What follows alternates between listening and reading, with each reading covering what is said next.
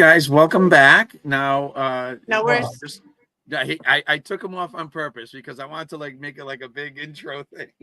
I thought about that as we were doing the countdown. I said, "Oh, wait a minute." He's like, "Wait, that's what I'm not in here." I was like, "Oh, wait a minute, it'd be cool. I can announce him, bring him in." As we were doing the countdown, I said, "Yeah." So again, feedback from one of you guys there.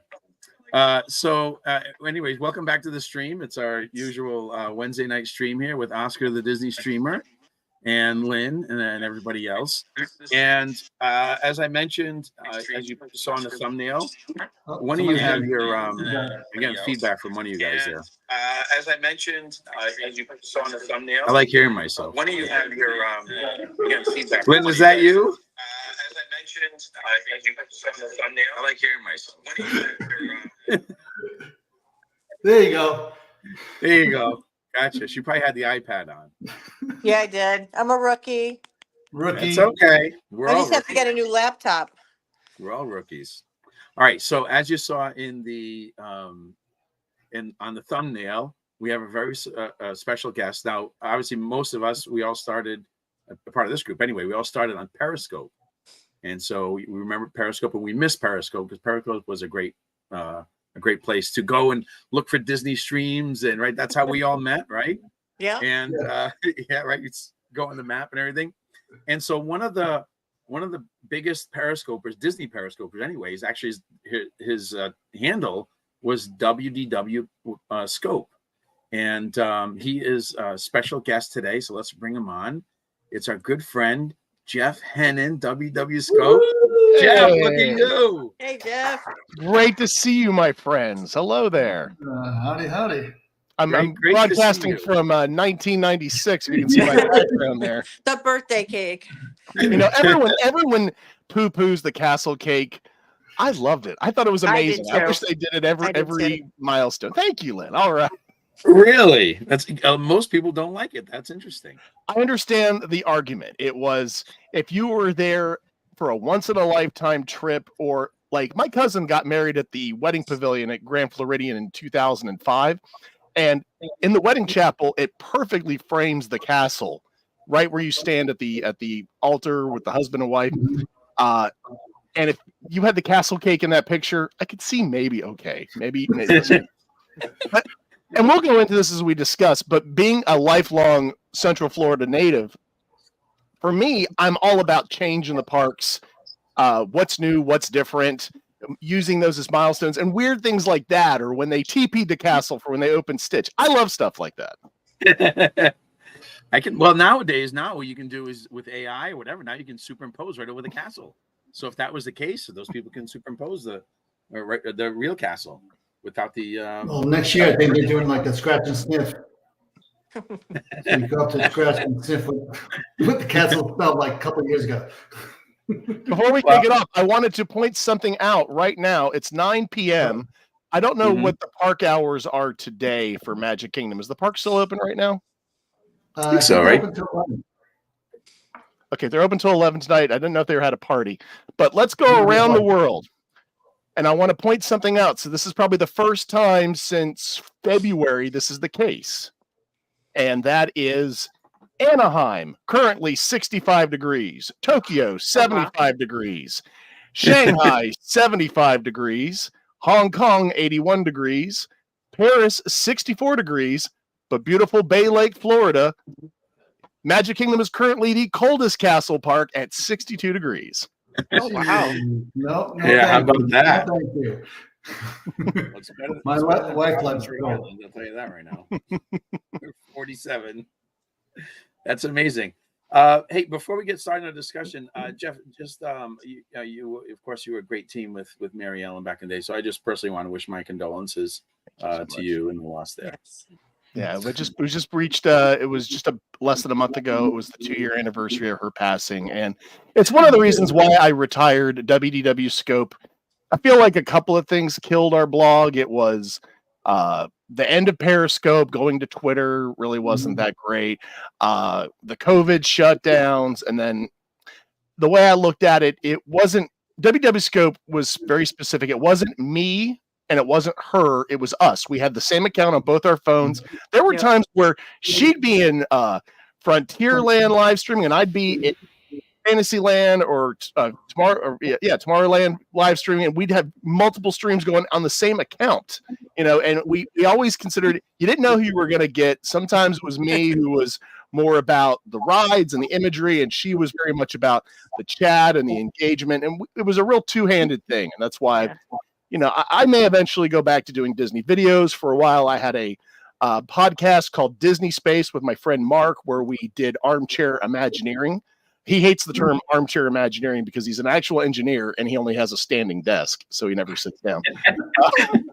But just running into you the other day, Jason, and it's kind of scratching that itch. So here we go. Yeah. So, well, we're talking about Periscope, and that's really kind of how our group got together, because it wasn't even through YouTube. It was really through Periscope, and for those who don't remember, Periscope was it was a feature of Twitter before. It was like a separate app for Twitter where you could go onto a map or you could search for terms.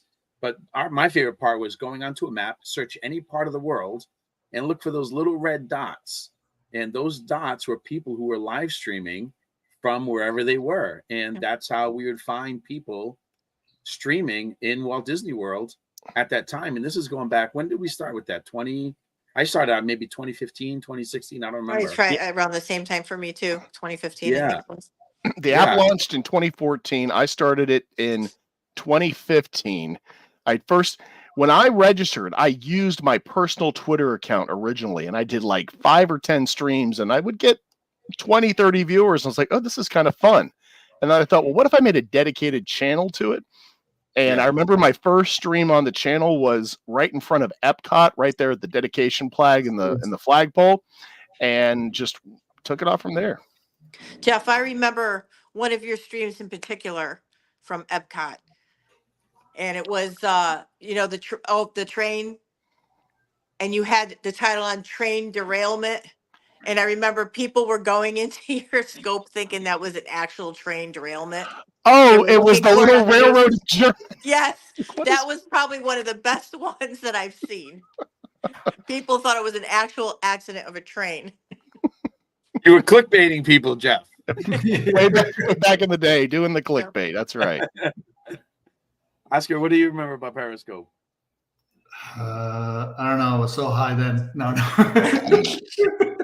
What I remember about Oscar, I did a Follow Friday feature where I picked I think it was 10 of different Periscopers in the community that I wanted to highlight. And what I wrote about you, Oscar, was I called you like Q Branch, because you always had the best technology. You had a motion stabilizer way before I did. Yeah. You had the 360. You were just the gadget guru. Yes. That was the funniest thing, because like when I first saw about the gimbal, I was like, this is great. Nobody else had it. I didn't see anybody else have it. And it's like boom, boom, boom, boom. Everybody's having it. I'm like, forget it. Let's find something else. I look at the day before and after I got my motion stable. I couldn't watch anything from before that anymore because it was so that motion sickness, that queasiness. Yeah, I used to walk around with my phone just like this in my hand. Yep, me too. I mean, I didn't have a gimbal. That's what I used to do. I just walk around my phone. No, it's horrible. That was the other game changer when Periscope went from portrait mode only to landscape mode. I took a lot of film classes in college, so I wanted that wide cinematic look, and I really tried to stick with that, especially on the ride videos. And I think now of things like TikTok, that's only portrait mode. For a brief period, I experimented with Instagram live stream, and there were some things about it that I liked, but again, I was stuck in that portrait mode, and that really wasn't my style. Yeah, no, I didn't like the portrait mode either. Anything that, because when Periscope left, you're like, okay, portrait mode in X or whatever they call it now, and I was like, this sucks. Like, no, I like the portrait mode. Yeah, it was funny when people would be in portrait mode, but you could do landscape. So everybody started texting, switch the landscape, switch the landscape in the chat, switch the landscape. Oh.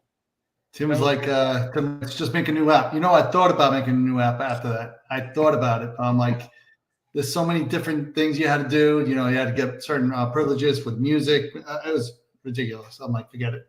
That was the other great thing about Periscope is compared to the YouTube, which YouTube didn't have the mobile live streaming, I think, until 18 or 19. So we were a little ahead of the curve there. Yeah. But and again, there was always that you had to have 1,000 subscribers to do it natively through the app. And then people say, oh, there's a workaround. You can use this plugin. Well, then that would cause a massive delay. And one of the things that we did with our channel was it was very much about engaging the chat and the viewers and making even the people, Jason, you and I talked about this recently, very briefly. I'd get people that would join like, I don't like Disney. Disney sucks. I was like, okay, well, what do you like? Well, I'm a Seattle Supersonics fan. Great, cool. Let's talk about that. I would try to like disarm the trolls, and you know, I wasn't quick to block. I always, you know, you never want to feed the trolls, but I always thought it's like sunlight is a natural disinfectant. If you just shine some light their way, they're angry people. They're upset about something. I'm in a bad mood, so I want to ruin someone else's day. So I always thought, well, let me reach out. Maybe they just need a virtual hug. Maybe they just need someone to talk to. And a lot of times we could, and sometimes they were just determined, and then, okay, now you're out, buddy. Oh, well, like last week, I said we made it because we got trolls. Oh, yeah, we had trolls last week. That was great. I was like, shut these off. Shut these off. Hey, who's moderating today? Well, I can moderate mine. Yeah, okay. Daniel's on. He's rubbish. Justin's on. He said Periscope was the best. Tim Holtz was about Periscope. Yeah. There's a bunch of people on. But Periscope was fun. It's actually how I met Oscar was through Periscope as well. And of course, Lynn. We used to Same here. We used to do our little Periscope get-togethers. Yeah, I remember private parties. The first time I met Oscar, and I don't remember I probably told the story online before, but I met Oscar. He was streaming on Periscope from the parks, and I had just moved to Florida, so I was in town. I was local, right down the road. And he's on the stream. He's like, "Yeah, we're going to be going to the Poly to hang out. Anybody wants to stop by and say hi? You're welcome to join us." And I typed in, "Yeah, I'll be there. I'll see you there." He's like, "You will?" Because nobody ever took me up on it. And I said, I'll shoot over there. Like 8 minutes away. I'll go over there. And so I did. And that's actually the first time I met Oscar. And my wife goes like, be careful. I'm like, do you even know what he looks like? I'm like, no, not really. Yeah, be careful. You never know. Well, someone should have warned me about you. That's what should have happened. Well, look at you now. So exactly right now we're sharing a stream. This is unbelievable. Exactly. So Periscope. That's funny. I got 12 people on X watching. That's pretty interesting. So Periscope came and went, and now it's on Twitter or X, right? But does anybody use it for streaming? I tried doing a little bit last weekend when I was at Magic Kingdom, but I didn't really grow too much. So have you guys used it? I haven't used it. I tried it out for a while, but there's something about paid subscriptions. A lot of people can't enter and chat without a paid subscription. Was that right? Pretty sure that's what it is. You have to be a paid subscriber? Every time I tried to go into a chat, it says that I have to be a paid subscriber. Well, that's so I'm guessing that's the reason why a lot of people don't come in. That's not good. So, well, we switched to we're on YouTube now. I still have my X account, and I'm actually streaming there now. Somebody from your, I guess your X account, 6 Miles Tall. Oh, that's my buddy Mark, who I do did the Disney Space podcast with. There we go. Oh, okay. He's on. Okay. Wait a minute. Let me catch up here. Oh, Tim's on. Let's see. Tim Holtz. Oscar just made a new app. Yes, we're talking about Periscope. I like to get caught up on the chat. Periscope was the best indeed. I'm probably way behind, right? Yeah, Daniel. You remember Daniel, Jeff? Oh, I love my buddy Daniel. Yeah. Justin, it's how we met all you guys. That's right. Hello, everyone. Hey, Daniel. And is this your friend there, 6 Miles? That's Mark, 6 Miles Tall, which is a reference to Walt's last video appearance. If you go to Steakhouse 71, there's a great picture that's his user icon. It's Walt standing in front of the Disney project map, and he's relating to the audience about how him compared to the map of Disney World behind him, he is standing 6 miles tall compared to that map. I just got a notification. Yeah. So that's that. That is pretty wild. So, yes, Justin Cohen's on as well. One of my other great Justin. Periscope Oh, it's friends. Justin Cohen. Yes. Hey, Justin. Look at that. Oh, he's on X. So he's following on X. Okay, I got you. See that to me when you say he's on X. A long time ago, when you said somebody is on X, That's one X, my friend. no. Jeff, what we do X. here is Never heard of X? a line. We give him the Disney. Side. No. Get back on track here, pal. We're on Disney. You're talking I Disney. bring you the truth. So that's cool. So Periscope, I mean, those are good old days, and you know, I a lot of good has still come from it. We still do. We've done meetups before, like with the Periscope group, and it's fun. It's fun to get together and still communicate with everybody. It's amazing what an app that has now been down for what 3 years. Wikipedia, it ended. Service was discontinued March 31st, 2021. Yeah, which seems way more recent than I remember. But still, that's 3.5 years ago. Yeah. Yeah. But it's amazing what it did. And my memory is wrong. The service was launched March of 2015. Okay. Yeah, there you go. I found out from it from somebody I used to work with, and it just came out, and he was glowing about it. He's like, "Oh, this new app, Periscope, you can just drop in and see what people are doing." And so I thought it was cool. And of course, started looking at what's going on in Disney World, and here we are. Here we are. Like the app location. But again, the thing I always loved most about Periscope was, to me, it was very much democratization.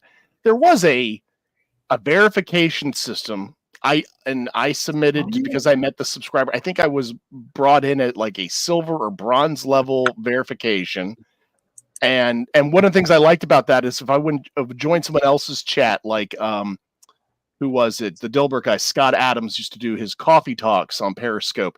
And if a chat had more than 80 people, only the first 80 people could chat. The rest could only watch. But if you were verified, you could bypass that. So it was great. I could join an active stream and communicate with them. But the thing I always liked is it wasn't just about our aggrandizement, but it was about I can share your videos, your streams.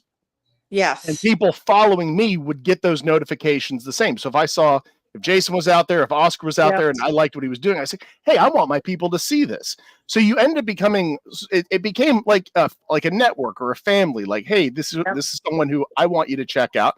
And then you can go and follow them as well. Mm-hmm. And you would post it right to your... It would come right on the feed, yeah. Yes. Right on your feed, right? Yeah.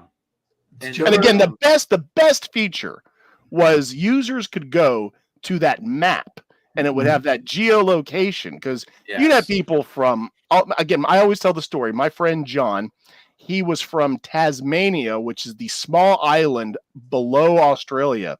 And it took him over 30 hours of travel time to bring his family from there to Disney World for a destination dream vacation, I think in 2014 for Christmas. And that next year he wanted to revisit that, and he looked at the map and he saw I was live streaming. And he still sends me Christmas cards every year, which, by the way, the postage on that alone, $600 later. Not 54 cents.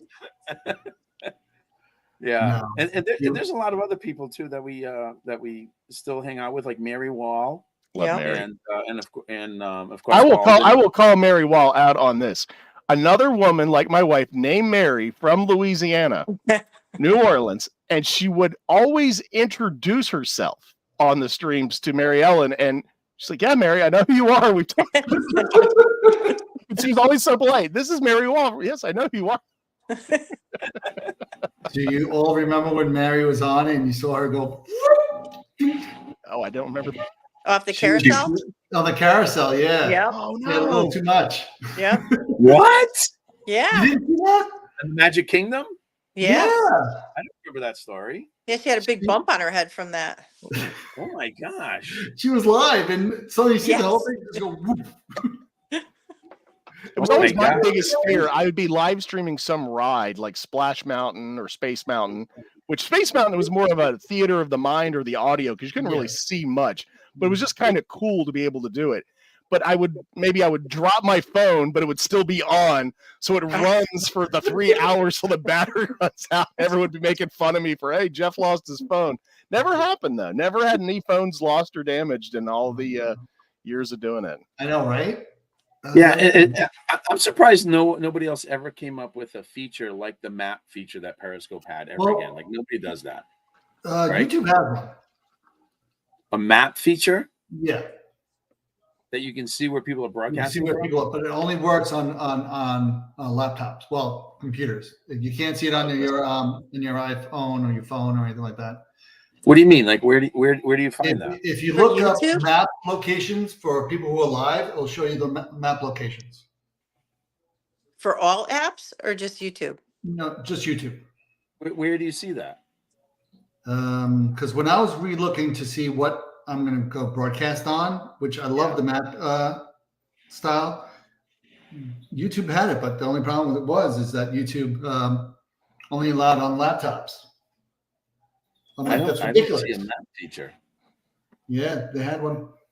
You It said might be only off allows now, on but they had one back when Periscope just ended. Okay, I don't see I that. don't remember now. that. Yep. That's interesting. I'll have to look into that. No, I don't see it. But like I said, Why? you could only see it through if you're on on a computer. Yeah, I'm on my computer. Gary. Hey, Gary. Is Gary Solo? Snapchat. 6 Miles Stars. I think Oh, Snapchat Snapchat. has a map feature. Is that Oh. right? But Snapchat is only Yeah, I'm not a 15-year-old girl. Yeah, It goes Snapchat away, has right? a feature. Yeah. Yeah. I don't go on that. I don't use that Snapchat, Right. Snap Face, or whatever you call I'm it. not just a subscriber, but I'm the president. Well, and then what about the hearts? Remember, everybody say, "Oh, hit the hearts, hit the hearts." The But hearts yeah. were good for me, not because I could say, hey, I got 10,000 hearts on that video, but it would let me know I still had a signal, but you didn't have to Yes, necessarily yes. say Oh. anything. It was like, to me, I called it the heartbeat. It was like, okay, I got a pulse. They can hear me. They can see me. But it didn't do anything, right? There was no reward for it or anything. No. There actually was if you were a verified user on some sort of level. No, it wasn't the hearts. The hearts was just, it demonstrated engagement, sort of like the like button on YouTube. There was a system, it was called stars, where users could buy Yes, I a remember that. reserve of stars, and then for their favorite broadcasters, give them stars. I always turn those features off, but the monetization level, if you had an account with 100,000 followers and you got a bunch of stars, you might make $200 a month. Like there was no real money to be made on that platform, which is kind of why I liked about it. It was more of a just sort of a hard scrabble little community. Yes. I always like to tweak at my YouTube friends, especially the big successful streamer accounts. There was one guy who I was friends with for a while who he kind of fell into some shadiness. But the whole super chats and monetization and the videos, that just, everyone kept telling me, Jeff, we love your videos. You should go on YouTube and make money doing it. And I was like, I don't want to. That's not what I want to do for a living. That's not, I don't want to make going to a theme park that I've enjoyed since a kid into my job or a chore. It may be like one day when I'm retired, I want to maybe, work out there as a security guard or, taking tickets or running a ride. That's a different kind of thing. You don't need to But when you retire. start having to, you don't have to retire to do it. But Maybe be a greeter at Animal Kingdom, something like that. that'd be really cool. Animal Kingdom. I used to have a great greeter at Magic Kingdom, Oscar. Come on. One of my dreams would be to get that mayor of Main Street position. The old George Weaver guy would come out and do the dedication. That old train show that they would do at the main gates.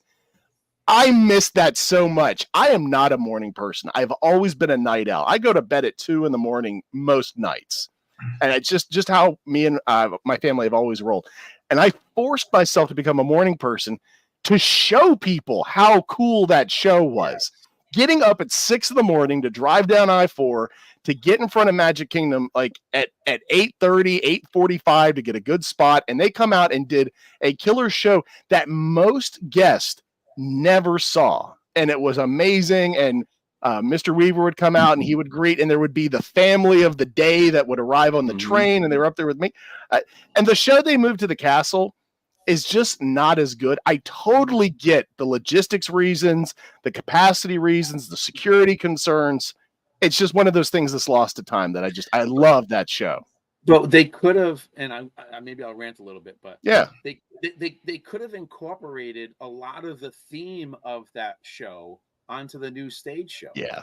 Like now they do maybe like a 10-second clip of part of the song, one of the songs there, but that's it. But there were so many good songs in there, and the dancers and the performances, and you wake up, good morning, and it was fantastic. And now they give us hear ye.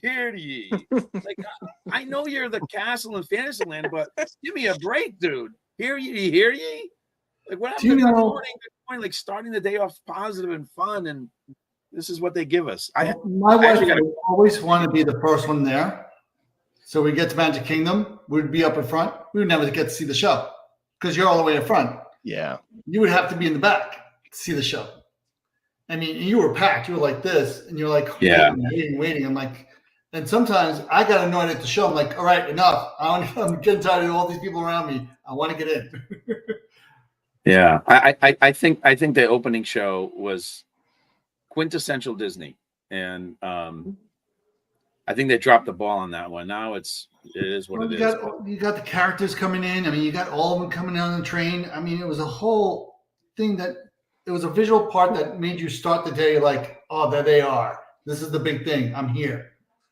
And they took that away. The excitement of the characters, the best music, right? And the music is what gets that emotional thing going with the great sound, and the performers. And like you said, the mayor of Main Street would come out. I mean, it was like it now was so when you walk good. in, you don't see a character at all. A lot of people may not pick up on this, but a lot of the themes of Main Street, especially in that train show, they would do the Good Morning song. It all comes from, it's not a Disney movie, it's The Music Man. That's one of my dad's favorite movies. Growing up, I've probably seen that movie 100 times. We Got Trouble right here in River City. And so much of the theme and the era and the look of, I advise everyone, if you've never seen it and you love Disney, go check out The Music Man. It's like a movie set on Main Street, USA. Yeah, Daniel said most people don't watch the morning show. They're over at the ropes ready to run into the lands. Yep. Now that's how it is, and maybe that's why it's so boring. Maybe that's why it's so bad. But that was another perspective I really wanted to bring to people. And again, as someone who, here's a stat for you guys.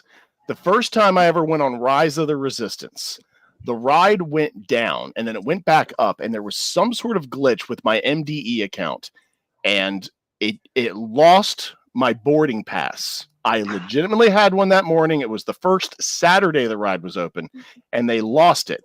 And if you guys all know me, I am not a go to guest relations. I'm not a ask for the manager kind of guy. But I had my nephew out there. You look at me. I'm in my Galaxy's Edge shirt right now. I'm a diehard Star Wars fan. The first thing I ever said to my wife was at a party in 1999. She was wearing a black Star Wars shirt. And I walked right up to her, and here's my smooth line. So you like Star Wars? And that was the first thing I ever said to her. So I love Star Wars. And anyone who's ever said Star Wars doesn't belong in a Disney park, I've got 2 hours of diatribes to give you as to why it actually does. But that notwithstanding, so I'm standing there in front of Rise of the Resistance, and I say, guys, I really, really need to get on this ride today. You don't know how many times I've been out here. And they said, what do you mean by that? I says, I come out here all the time. And he said, well, I hear that a lot. They pulled out their little phone. And apparently I registered my MDE account for myself in 2007. So I had one, my wife had one, my nephew's is on my brother-in-law's account. But from October of 2007 until that day, I think it was 2019, they said my ticket had over 1,200 main gate entries. Wow. Now that includes days where we parked hop. So each one of those would be an individual tick, but that is not that long. And listen, my pass holder days go back to when I was so young, I didn't need a pass.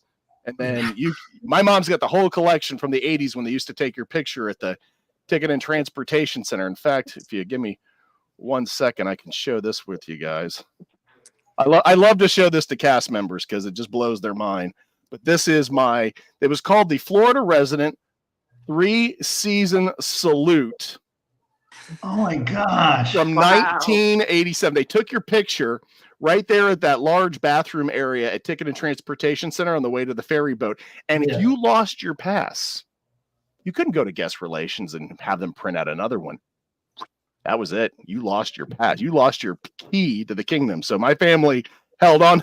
So like, okay, as soon as you scan it, okay, give me your ticket, because I don't want you to lose it. So so eventually they said, okay, you guys have been to the park 1,200 times. We're going to let you ride this ride today.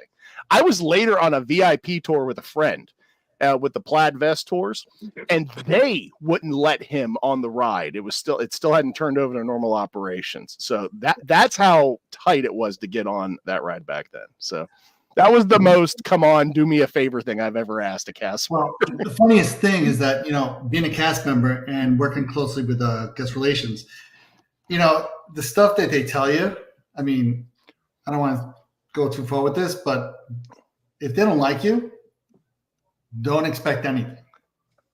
Just really. But if they love you, expect a lot. Okay, there you go. That's basically it. Because you come in there screaming, yelling, or anything like that, they have nope. But if you're kind and go in there, they're like, sure, we'll help you out as much as we can. But that's what working there. I don't understand how people could just out of the blue just snap. I mean, it's like, we're here to help you. We're not here to make your day horrible. You're making yourself the day horrible, not us. But I mean, that's why I tell everybody, it's like, if you have an issue, go to guest relations, be kind, be nice. It might not work, but if you're kind enough, they'll work with you. I got a story for that. I was in Epcot last night, and I had to go to guest relations because I had some questions about some passes, and I was going to sign some family members up for their annual passes and how I could facilitate that. And then I even said to them, I said, hey, it doesn't seem that busy tonight. Any way I can get on Cosmic Rewind? And they said, well, just go over there and ask them. And I said to the guest relations person, I said, this is like a Curb Your Enthusiasm situation. I'm not the type of guy who will just walk up and say, hey, can I get on? They said, just go for it. All they can say is no. Yeah. I was like, okay, I'm by myself. It's a nice, beautiful night. I'm going to go do it. I walk over, and as I walk up, I see a cast member who's taking the boarding passes. And I said, hey, I don't have a boarding pass today, but I'm just a single rider. Is there anything you can do for me? And she gives me this very desperate look like, we've just been down for an hour and we're really backed up. And I said, no problem. I'm going to go ride Mission Space. And she said, thank you. And she says, try again some other time. I was like, okay, no problem. So it boggled my mind that it would never have entered my mind to even ask that kind of thing.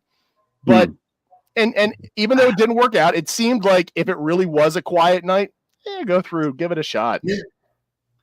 I'll tell you, like at certain times, just with previews with cast members, because they only give you one preview. Yeah. But if there's nobody there, you go to the cast member and like, you mind if we go on again? Yeah, sure, go ahead. But, it really depends on the cast member on that night and how they feel and how they're. So this is people have come up to me and at Animal Kingdom, because that's where I am now, and they're like, "Where's the rock paper scissors shoot guy?" Is that you? And like, yeah, that's me. Okay. Because what happens is if you beat me, I'll let you go in prior, if you're not staying on property, that is. Oh, okay. So people are like, where's the rock, paper, scissors guy? Because we're not staying on property. We want to go in. It's like, he's right over there. And I get people go, okay, I'm ready for you. Wait a minute. What are you talking about? Early entry. Used to be extra morning hours. Now it's called early entry. It's only 30 minutes, I think. Yeah. You mean to tell me that you play rock, paper, scissors with guests to let them in for early entry? Yeah. How do I not know about this? Lynn, did you know about this? Are you holding out on me? Nope, didn't have a clue. What is going on? Well, if you guys came up, I would have been like, sure, go. I wouldn't ask you to play. Now, wait a minute. Quickly, tell us what is this? How did this happen? Now I'm fascinated. Can you when share? I first started, Maybe you brought it up. Yeah. When I first started, people would just come up and, it's like, oh, I'm not staying on property. I'm like, oh, well, you're going to have to wait on the other side till 8 o'clock. But then you get like, I had this kid come up to me, a young kid. He goes, so can we get in through here? I'm like, no, are you staying on property? And he goes to dad, he goes, Dad, I told you, we should have stayed on property. This sucks. And I'm like, you know what, kid? Oh, You beat me on rock, paper, scissors, shoot. I'll let you and your family go in. He's like, oh, I'm the best. I'm like, all right, rock, paper, scissors. And he lost. And the poor kid's face was like, oh. And the parents like, hey, you tried, kid. I'm like, go in. oh my God. Yeah, That's so amazing. from that point, I am very selective with people. Not everybody. So there's certain people that, like, you have to be nice. You have to come up and ask. But I'll be like, sure, if you could beat me on the channel.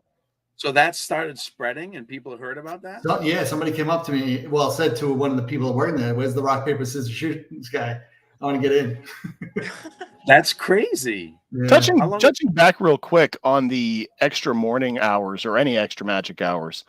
The morning ones were different than the nighttime ones because the nighttime ones, the cast members would stand at the entrances of attractions and scan your band or your card and either let you in or not let you in.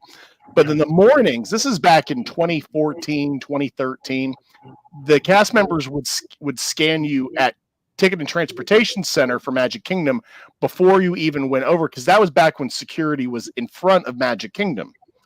And Mary Ellen and I were always very judicious. We typically would do our mornings at the park the day that did not have morning openings, because our theory was all the resort guests are going to go to the park that has the morning hours, so we'll counter program and go to another park.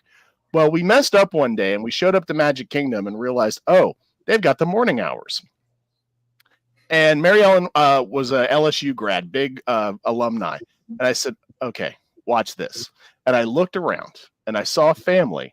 I found one wearing LSU Tiger gear. And I walked over with her and Hannah, said, hey, go Tigers. How you doing? And he's, hey, not bad.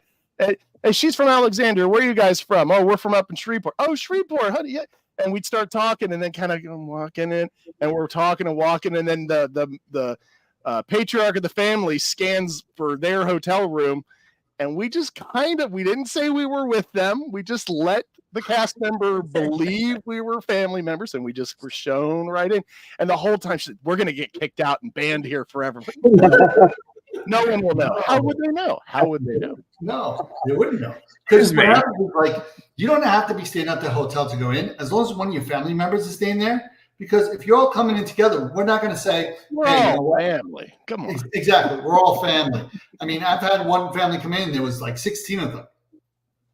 I'm like, they're all like, okay, do we all need to show our card? I'm like, no, who's the first one? All right, hey, show your card. Who's the last one? Over there. All right, come on in. So, I mean, if you really want to get in early park hours, find a family that'll help you out, because all they have to say, you're with them, and you walk in with them. Oh my gosh. Definitely got. Can you let me come in with you? We're live on stream right now across the world here. What do you do? You're getting out secrets. I know, right? Yeah. That's amazing. Speaking of getting into the parks, you guys heard about the new all access lightning lane? Yes. What do you think? All I know is I miss these days. Oh, the fast pass for paper fast passes. Yeah. Oh yeah, the paper fast pass. When those went away, I went around to every kiosk and got every single one that was available at the time. So I still have that in my collection. Yeah. So here's go and find them on the floor at a certain point. All right, guys. I have not been keeping up on my Disney news lately. Give me the rundown. What is it called? What do you do? How does it work? Well, here's our friends from Touring Plans, and they have a breakdown here. Apparently now, if you're staying at a deluxe resort, on property, deluxe resort, or a villa, you can now buy all access lightning lane. But my understanding, though, is that it's only one ride, like any ride, but once per day. Is it ride or any lightning lane experience? I don't know. Are there lightning lanes for fireworks and for meet and greets right now? That I don't know. I don't know if I think there are. Aren't there, like, for the princesses? No? I don't Like the know. fairy tale Definitely get a hall? lightning lane for it. Yes, yes. So yes, it'll probably Yeah. be part of that. Yeah. Okay. It's so apparently the Premier Pass is called the Lightning Lane Premier Pass. It's offered in limited quantities and will give guests one-time entry to each available Lightning Lane entrance in the theme park they are visiting that day. So it's only if you go to Magic Kingdom, it's only good in the Magic Kingdom that day, and Yep, it's and only no one park time hopping. for Lightning Lane. Yeah, no park hopping. So no park hopping. No, So so when it's you only want good to for that ride, park. so basically, if you want to ride, you just show up to the attraction and you get in. The no park hopping seems more like a technological limitation than a capacity play. It seems like if you bought it, I got to tell you guys, I design user interfaces for financial technology. I know a guy who was one of the project leads for the original MDE app, and boy, did they go to the lowest bidder because that app stinks. Dude, Does it really? Is that bad? The MDE app is buggy. It crashes. Half the time I go on that thing and it's like, oh, timeout. You got to either reset the app or log out and log back in. Oh, it's so buggy. And they keep adding to it. Well, that's another example. Going back to when MDE rolled out and they would do the extra morning or extra magic hours in the evenings, and they'd have to have a separate reader and scanner.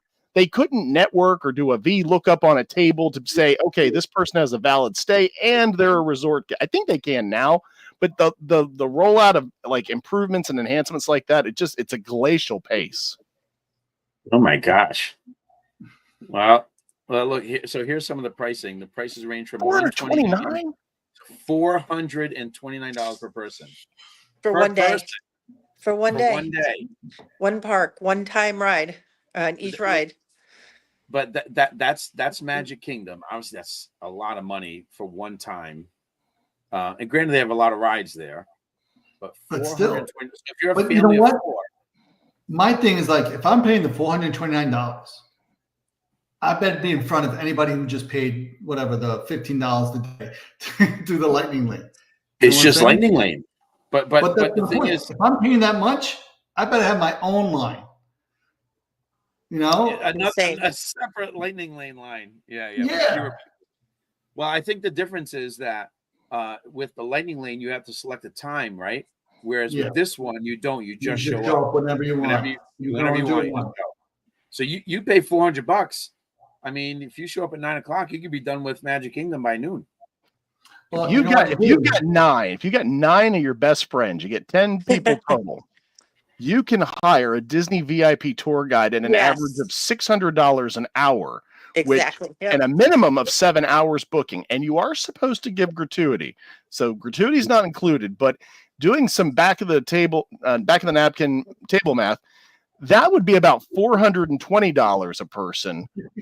And that would be unlimited re-rides. They take you on a shuttle van between parks. You get backstage access. It's not Lightning Lane. Like when you go to Haunted Mansion, they take you through the servants entrance and you get right on the ride, things like that. A lot of rides you can stay on. So wow, this is not a value to me compared to there's some people that are very elegantarian, and I am that way in my personal life as well. But there's always been an element of pay to play with Disney, even going back to 1955. There's always been different levels of experience. Club 33 started in Anaheim. But this, to me, like I said, I can almost see a benefit to setting up some sort of social media group and saying, hey, here's some people that want to do a VIP tour on October 19th. Oh, great. I want to do one too. Well, we need 2 more people. We got 3. Well, you can't go with this group, but maybe we squeeze you. And then you all split that cost because this is not a value. No, not at all. Lynn, what do you think about this? I don't think it's a value. And in all honesty, and I've said it before, even when they rolled out with the paid Genie Plus and all that, I have not purchased any of that and don't actually even need it. The way Lynn, I think that's interesting we're able because you travel. Yeah, but we're able to see what we want, get on whatever rides. It's just a matter if you pay attention to the park, the times in the park of these shows. You can manage around the shows in the parks and the crowds as opposed to what's going on in which park to get an idea of what the actual times are going to be. So pretty much the very most that we would wait on any ride would be about 25 minutes. We've actually had walk-ons on rides multiple times Yeah. too. We'd walk into Hollywood Studios and walk onto all the top tier rides. So I don't see any benefit in this, not only granted I'm an annual pass holder, but for a ticket holder to buy a park ticket for the day, then they're going to buy this for the day. And then if they have a family of 4, I mean, it's an astronomical amount, and you're not even taking into consideration if they're staying at a resort. I mean, they can be spending thousands of dollars in one day just to walk into a park and go on rides. So I have a little thing for the people that will just spend whatever money just to be there. I had when I was working at Magic Kingdom, we had a Halloween party. We had a party of, I think, 6 or 7 come in, and they just got there that night. And they're like, "Oh, what's going on?" And they're like, "Oh, well, it's a Halloween party." I'm like, "Oh, how do we get in?" Well, like, you got to pay for it. He goes, "Well, can I pay for it?" And he takes out his big wad of cash. Oh my God. He's like, I'm like, let me get something from guest relations. Sure enough, 2 hours left, paid for his whole family. Boom, boom, boom, boom, boom. Got right in. So there's people out there with that type of money. Well, good for them. Disney's trying to, yeah. God bless them. Yes. There's the old adage: "A fool and his money are soon parted." I've been back in 2021 or 20. No, it was 2022 because we were just coming out of COVID. A lot of the restrictions have been lifted. I was at a trade show down at the Orlando Convention Center, and we broke for the day around 6 p.m. And I had one of my coworkers who was from New York City said, "Man, I really want to go to Epcot."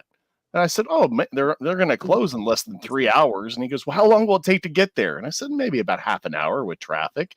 He says, "Well, can we go?" And I said, "Sure." And he found a bunch of other people, and they all walked up to they had to go to guest relations because none of the main ticket booths were open. And I had like 8 people buy a one-day ticket to go in for about 2 hours. And they had the time of their lives, and they still talk about that night to this day.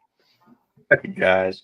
No, we had people like, just like in Animal Kingdom or Magic Kingdom, we had people who, bought their day ticket, didn't get there because their flight delayed or whatever. And they're showing up an hour before the park closed. And we're like, using their ticket.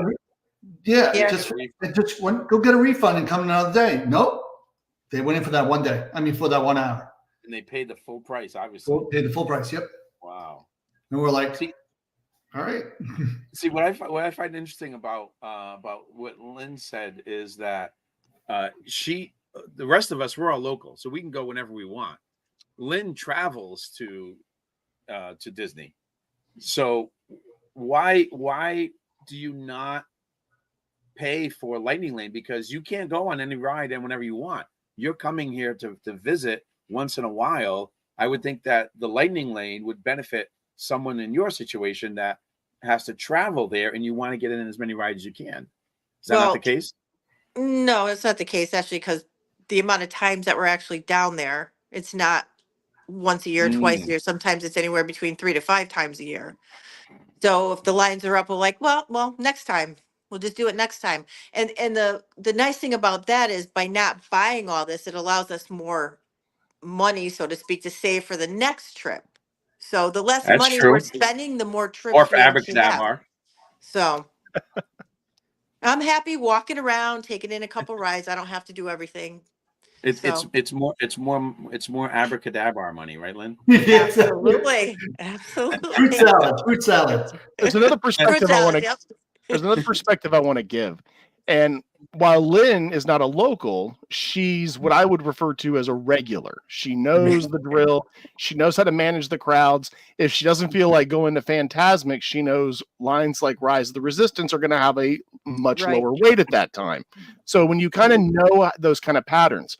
But I once heard on a Disney podcast, and that this was such, a picture is worth 1,000 words, but this phrase really summed up some Disney guest for me, and that is the family of 4 standing on Main Street with a map upside down at 11 in the morning on Christmas Day, wondering why they can't get a fast pass for Space Mountain. That they were completely unprepared for their trip. They weren't expecting it. And I think back, I was in Epcot on just a regular evening night. Me and the missus, we're actually in a smoking section, which they don't exist anymore. And she was always great about talking up with people, getting to know people. And that's kind of how smokers are. And we made this polite conversation with this nice family with a young son. And as we were parting ways, they said, all right, we're headed off to Test Track. And I said, oh, that's great. Do you guys have a fast pass? And they said, and I kid you not, what's a fast pass? Oh, man. And they were on a destination vacation. They had no clue what the concept even was. And my jaw hit the ground. And I was like, well, you can take your, you can go on the app. Well, you don't have the app. Well, you can go to a kiosk and try to find a cast member. This is before they had, I call them the Blues, the guest experience team cast members. Yeah. But a lot of people have in their mind, I would say there's the old era of the old ticket book system that was before my time, the A through E ticket, which that went away at Disney World when Epcot opened. And I heard the best explanation because every ride when Epcot opened would have been an e-ticket. They just said, let's just make it one price. Mm-hmm. So that experience of you go to a theme park, you pay a one ticket price, you walk in, you want to do something, you stand in line, and then you do it. That is what the majority of guests are expecting. And then since it was 99, I remember I went on Space Mountain the day before Fast Pass and the day they launched Fast Pass. I went 2 days in a row because I wanted to see what that experience was like.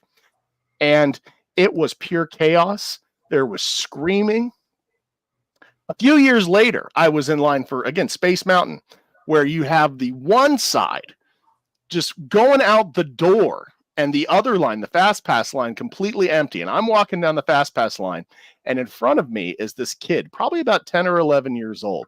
And he was walking around with his Fast Pass, and he kept saying, okay, you know, there's the Beyonce song, Put a Ring on It. Well, he kept singing, should have had a Fast Pass, should have had a Fast Pass, should have had a Fast Pass. Everybody he was passing. And he walked past this group of teens, and this one kid, and again, that tunnel is dark. The Star Tunnel is really dark in there. This one kid yanked it out of his hand. And he goes, oh my gosh. And the kid who yanked it disappeared into the crowd of other kids he was with. So his mom couldn't figure it out.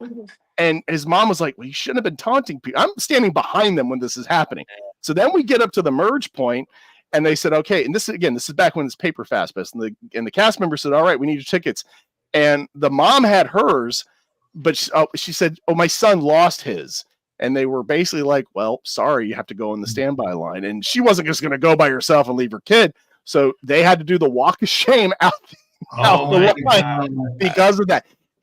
But that's what it does is there's a great video by Defunct Land on the concept of queuing and fast passes and lightning lanes and all that. And what he talks about is the reward center in your brain about when you get a fast pass and you can bypass all those people and stand by, that is such a dopamine release and you feel like you got something. But the negative experience for a ride where you don't have a fast pass is 3 times worse, where you become resentful and like, oh, those people have a pass. And it creates this lopsided experience. And the math checks out. All lines would be better if it was just one line. Yes, I agree. Yes. But there's money to be Because made. now So you I don't- think Yeah. that, just follow the money. That's I had a friend once say, well, why is Disney doing this? They're cannibalizing their own business. The money they spend on fast passes or lightning lanes, they're not going to be able to spend on merchandise or food. And I said, yeah, food's probably got an average of a 30 to 40% markup. A Coca-Cola there, it's probably got an 80% markup. But a fast pass has an infinite margin. It's already existing infrastructure. They're basically selling time. They're not selling a product. Yeah. Well, there's people who'd be willing to pay for time to save time. Yeah. Right. And so so the product exists. Well, that's what I said. You have the person in front of you who's complaining, doesn't want to pay. There's 10 people behind them ready to push him out of the way and say, give me it. Ready That's to the pay. thing. That's right. Yeah, they're And ready they to can pay. make money on it. If there weren't those people, Disney wouldn't be where they are today. And Oh, here's the beauty it's- though of the lightning lane of fast It's pass the pat. is that Oh, the oh. more people they get on it, Excuse me, guys, for probably a minute. yeah, okay, the fewer rides that those people are on at the moment, and what are they doing during that time while they're waiting for their ride? Oh, You they're know, getting a shopping or hot- dining. Yeah. Getting a hot dog at Casey's, or buying the new lounge fly, and so they're making you pay for waiting to go on your ride so you can spend more money in the restaurants and in the and granted, not everybody does that, but enough people do it to probably make it worth it. And so you follow the money. I guess that's basically what it is. So I mean, I don't blame them. Now, would I pay $400? No, I've never even bought the new lightning lane. Like Lynn said, I've actually never We tried bought it once. You bought it once? Yeah, And just why? Just to see how it is? yeah, and also the part of with the MDE where it actually tells you how to map out your day, Mm-hmm. and then take you to Family Tree Robinson. Yeah. For your first Family fast Robinson pass. Tree House? Yeah, exactly. You're like, what the hell? I can see It if you have sucks. no idea where you're going, Yeah. but you look at this, you're like, okay. It's Even you selected the ones you wanted to, and it mapped it out for you. It would still give you like Goofy Storm or whatever the roller coaster for Goofy. Barnstormer. Yeah. Barnstormer. Thank you. It's like what? So to get the good ones, you then have to pay for the individual lightning lane, which is Yes. another whatever you're going to pay. So Hey, here are some guys. prices. Yeah. I'm sorry, I got to get off. I have a water leak in the house. Oh my gosh. Oh, Yeah, Well, I you get it- apologize. That's Lynn, all it was right. great Emergency. seeing you. To get it cleared up, come back on.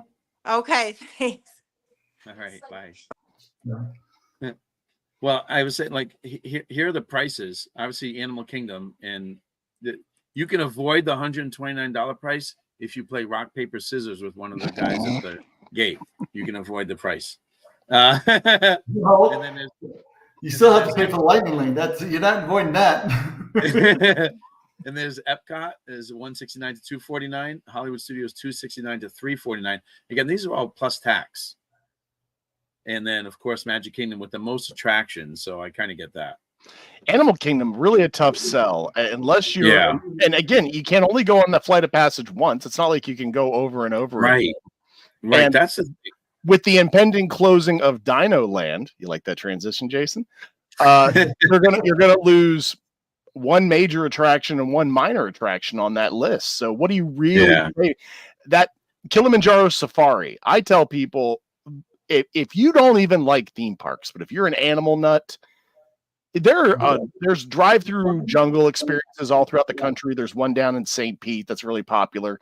And the price for a one-day ticket to Animal Kingdom is worth it to go on that safari. It is an amazing, especially if you do the Jungle Trek and the Maharaja Trek, all of those, and you really just focus on the animal experiences. Totally worth it. But you want to go on that ride first thing in the morning because that's when the animals are most active. You don't want to go on at 3 p.m. They're all hot and tired and just sitting there and doing nothing. They're sleeping. Yeah, that's right. Yeah, that is a great attraction. Isn't it bigger than Magic Kingdom? Just a safari? The entire safari, I believe, is almost the size of Epcot. It's humongous. It's huge. Yeah. I think Animal Kingdom is very underrated. I think I wish that they had maybe No. You don't want to go there. It's horrible. It's wonderful. I actually went to Animal Kingdom for the first time in maybe 2 years recently because specifically I'd heard the rumors of Dinosaur closing. And I wanted to make sure in case they did anything drastic. I always tell the horror story. I was in Magic Kingdom with my grandfather, who was a huge Disney nut. I called him the original Epcot vlogger because he would walk around with his big RCA camcorder and videotape everything in World Showcase. Oh, those tapes would be gold right now. Oh, I actually need to digitize them. They're absolutely amazing. And I remember I was standing in Magic Kingdom. I was only 10 or 11 years old. And he said, "Hey, do you want to go on the 20,000 League Submarine?" Jason, I think I told you this. And I said, it's a 40-minute wait. I'll skip that. And they closed temporarily, which became a permanent closure right after that. And then he passed away the next year. And I was like, oh, man, that could have been my last time on that ride. So for me, whenever I hear a ride might be closing or going down for a long refurb, I'm like, oh, man, I got to get out there and do that one last time. And apparently when I did Dinosaur, this is, I think, not last Sunday, but the Sunday before that, right after that, they've removed the Allosaurus that's rescuing you from the ride. Apparently he's gone now. So that whole experience is now kind of as it's on its way out. On Dinosaur, there was a Dinosaur. Yeah, on Dinosaur, at the end where the Allosaurus is holding up the log and the cybernet's going on him, so he saves the day. He's not there anymore. Oh, that's interesting. They took him out. Well, Dinosaur. Dinosaur. I'm trying to figure out because with being a cast member that you get, if you get selected, you could do a walk through the actual ride. I'm trying to remember if you actually, believe me, if you ever do become a cast member, there are things you could sign up for that, regular guests don't get. And you actually walk the ride. We did test track one day. And you know that little two-seater that's in the front as you walk by? Mm-hmm. So I was like, am I allowed to sit in there? They're like, sure, go ahead. I'm like, oh my God, the best experience ever. I didn't care about anything else, but I got to sit in that damn little two-seater car. By the way, I hope they never make it because you can't get in and you can't get out. The way it's set up, I'm like, what the heck? How do you even get on this thing? But it was fantastic. So now, are you going to go on Triceratops Spin one last time? I don't think you can anymore. Is it already closed? No, it is. It's I think it's closed. Yeah. No, Triceratops Spin. So Dinoland. Not Triceratops. What do you call it? No, Triceratops Spin is the it's the Dumbo with the Triceratops. Dumbo ride. Yeah, the Dumbo ride. You gonna go on that? No, I haven't been on that. Okay. So according to all our friends at allears.net have it here. Triceratops Spin, Fossil, all the games there basically in Dinoland are closing January 12th, 2025. So we have basically 2 months, 3 months to enjoy that. Whatever it is to enjoy. I feel mostly bad for the big dinosaur that they have at the entrance that you walk under him. What's going to happen to that giant dinosaur? That dinosaur is a cast, I don't know what material it is, but it's a casting that they used. It's the same dinosaur. It's referred to as the Sioux dinosaur. It's the famous most intact T-Rex skeleton that's on display at the Field Museum in Chicago. So it's the exact same sculpt. Wow. So I hope they don't donate that to a planetarium or a children's museum or do something with that. That is, I was just looking at a picture of that. That's an amazing representation. Well, Dinoland is closing, to make way for Tropical Americas, the new theme land with Maribel and what's the name of her movie there? Oh my Encanto. God. Encanto, that's it. And they're going to make a dinosaur ride into Indiana Jones. Yeah. And then there's a couple other attractions that are going there into Tropical Americas. So that's it for Dinoland. You could say, what did you guys think of this whole land over here, Dinoland? Do you know that the Dinoland, the ride there, those trucks, those actual vehicles are from Indiana Jones. Yes, the ride vehicles. It's an exact replica of the one at Disneyland. I guess just the theming is going to be changed and it's going to be the same. Theming is changing. The entire structure. If you took all the theming out, the ride path and infrastructure of Dinosaur is a mirror copy of Indiana Jones, just a different theme. Yep. And this is actually a concept I kind of thought about, and when I think about you, Oscar, with that, is one of the futures of theme parks is going to be augmented reality, where you might be in Dino Land and I'm in this new Encanto Adventureland. I choose to change my perception filter and I want a different experience. I've actually kind of workshopped some of this idea. One experiment I used to do back in the day is I would wear headphones on different rides like Space Mountain and try to change the experience based on the audio sensory inputs that you're getting. And that's a concept that's going to be... That's pretty wild. Well, isn't that what you would call it? Universal? Screeniversal, watch the movies. I love Universal. By the way, guys, I'm on a weight loss journey. I'm down about 95 pounds, and about a month ago was my... I was going to ask. Wow, yeah, man. And thank you, buddy. And last month was the first time I was ever able to fit my Hagrid-sized butt on Forbidden Journey. That is amazing. Right. Yes, that's a good attraction. That was the first time in a long, probably since the first time on Rise, where an attraction really, and again, that's both Scott Trowbridge. He was Universal Creative. He made all the Harry Potter stuff, and Disney said, hire that man. And they brought him over for the Galaxy's Edge stuff. And I can't wait to go back on that ride. So I don't want to burst your bubble, but as you get older, you lose muscle. So something that you had shape-wise just becomes this flat little thing. You can work on that. You can work on that. But with Dinosaur closing, I mentioned this on my podcast with Mark. I think there's an inherent problem with Dinoland USA today that didn't exist even back in 1998 when Animal Kingdom opened. Jurassic Park, the first film, came out in the summer of 1993. And even in 97, 98, when they were planning and opening Animal Kingdom, the second Jurassic Park movie came out, I think, in 96 or 97. It wasn't as big of a hit as the first one. The third one didn't come out till 2001. And now there's been, I think, 6 or 7 movies in the whole series. I think Disney has what I call the Jurassic Park problem. And that is you can't really do dinosaurs anymore because Jurassic Park owns that. I hear people all the time saying, where's the Jurassic Park ride? And you hear that in Fantasyland. You hear, where's the Harry Potter ride? They think it's in Disney, not Universal. But it's the same thing. And even the ride itself is, how do you do dinosaurs without, well, we clone them or we found them? Well, you got to do time travel. So you got to figure, back when that ride opened, there was a Back to the Future ride at Universal. So you had a time travel ride. And then in 1999, the next year, Universal opened with their Jurassic Park land. So then they have a whole different competing dinosaur land in Central Florida. So I really feel like it's not like Disney, the dinosaur film that came out in 2000 that they subtly rethemed the ride to. The main character is from that movie is the character that you rescue in the ride. I think they had that plan from the beginning. It was not a huge hit. So it's not like they have a killer dinosaur property. I think, 2014, Pixar put out their first flop, which was The Good Dinosaur. So it wasn't, maybe if that movie had been a hit, they could have rethemed it to that. But again, it was a real, as someone who at one point in his life wanted to work for Pixar, I didn't even see that film.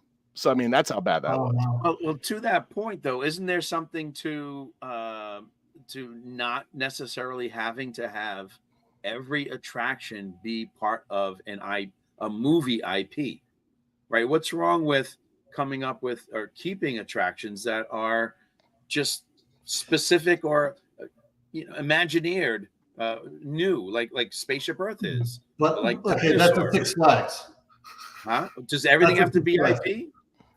I mean, literally, if it wasn't IP, the people would be attracted to it. I want to ride the Cinderella ride. I want to ride the Thunder Mountain. Tiana ride. A big attraction. There's no IP there. No, but Six Flags, there's no IP there. They have a theming of the name of the ride, but there's no there's no movie behind it. But well, there's Superman and Batman there. Six Flags. I'm going to give you a quote from Bob Iger in 2019. It's not like I'm going to ride some nondescript coaster somewhere that is maybe themed like India or whatever. No, you're going to Disney's California Adventure and you're going to experience The Incredibles on a coaster themed. Oh no, that's not his quote, but the original first, I was going into some guy's diatribe, the quotation, but that's what he said.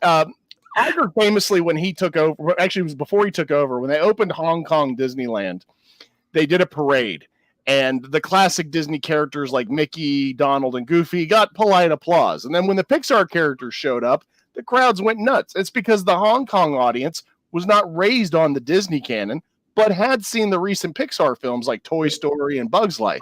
And so when they kicked Eisner out, one of the first things Iger did was try to salvage the Pixar relationship and ended up buying them. And I really feel like IP integration and the constant sequelization isn't just his strategy. You can look at Warner Brothers, you can look at Paramount. Hollywood and creative entertainment is deathly afraid of new properties. Look at who's the guy who directed Justice League and Batman v Superman? He's really popular. He did 300. Boy, I gotta look him up. I'll look it up. I'll look it up for you. Go ahead. Zack Snyder, very successful filmmaker in his own regard, makes popular, entertaining flicks. So Netflix gave him a bunch of money to make his own Star Wars, or as I called it, Star Wars with the serial number scratched off, and it was called Rebel Moon. And I watched it, and it was all right. The actors tried their best. And looking at right now on Rotten Tomatoes, it has a 22%. And that's why Hollywood is afraid of investing in new things or non-existing IPs, because it could be a hit. You could have another Sixth Sense on your hands, or you got another colossal flop. So they want to go with what the investors feel is safe, and that is established. How many times have they done Munsters reboots? Who likes the Munsters? But every 10 years, someone's doing another. They did one less than half a decade ago called Mockingbird Lane that was supposed to be like a sort of True Blood kind of month. Like, why? Because someone at the studios, well, people know Herman Munster. Green light that. But I know, but there was a time where Imagineering didn't IP everything. And like I said, look at the big name rides. Big Thunder Haunted Mansion is not IP related. Hopefully never will be. But it is now because of the movies. Well, I guess that's true. But the movie, the ride inspired the movie, just like exactly. So now I brought it right back. The ride Pirates inspired the movie, which inspired the ride. But Imagineering used to do those things. And what's the reason? They actually just opened a recent ride that has no IP, and it's going to come to me in a minute. But they just stopped doing that. They just stopped turning everything into some type of intellectual property. And I don't know that that's necessarily the best thing to do. I understand maybe people watch the movie, now they want to go ride it. But in California Screaming, by the way, or in Credicoaster, that is a top 5 roller coaster that I've ever been on my life. That thing is so much fun. Is one of the most fun roller coasters I've ever been on. If you've never been on it, go to California Adventure and go on this ride. It is amazing. So just throw that in there. So, I've done it one time. Viking ride in Epcot. What's that? The Viking ride. Maelstrom. And what did it become? Frozen Ever After. Frozen. So after it became Frozen Ever After, you had more ridership than before, just because of the IP. Because people want to see Frozen. And this is where I have to acknowledge Disney's a business, and you got to look at your bottom lines. I went on Maelstrom the first weekend it opened back in 1988, and I was on it the last day it closed. Now, the last day it closed, it had about an hour wait. But up until they announced its closure, one of the reasons it was popular, especially with locals, is it was a nice, slow, comfortable ride that never had more than a 10 or 15-minute wait. Same with Mexico, the Three Caballeros ride. Mm-hmm. Because I'm trying to look objectively. It wasn't the greatest ride. It wasn't the longest ride. It didn't tell the best story. I love it. I absolutely love everything about Maelstrom, but it wasn't the best ride. And I also don't necessarily think turning it into Frozen was a good idea. In fact, that's another example I use of Disney being so risk adverse. When Tangled came out in 2014, they put a massive promotional campaign behind it because they thought that was going to be a mega hit. And it did well. It was a moderately to good, successful movie. It had an animated series afterwards.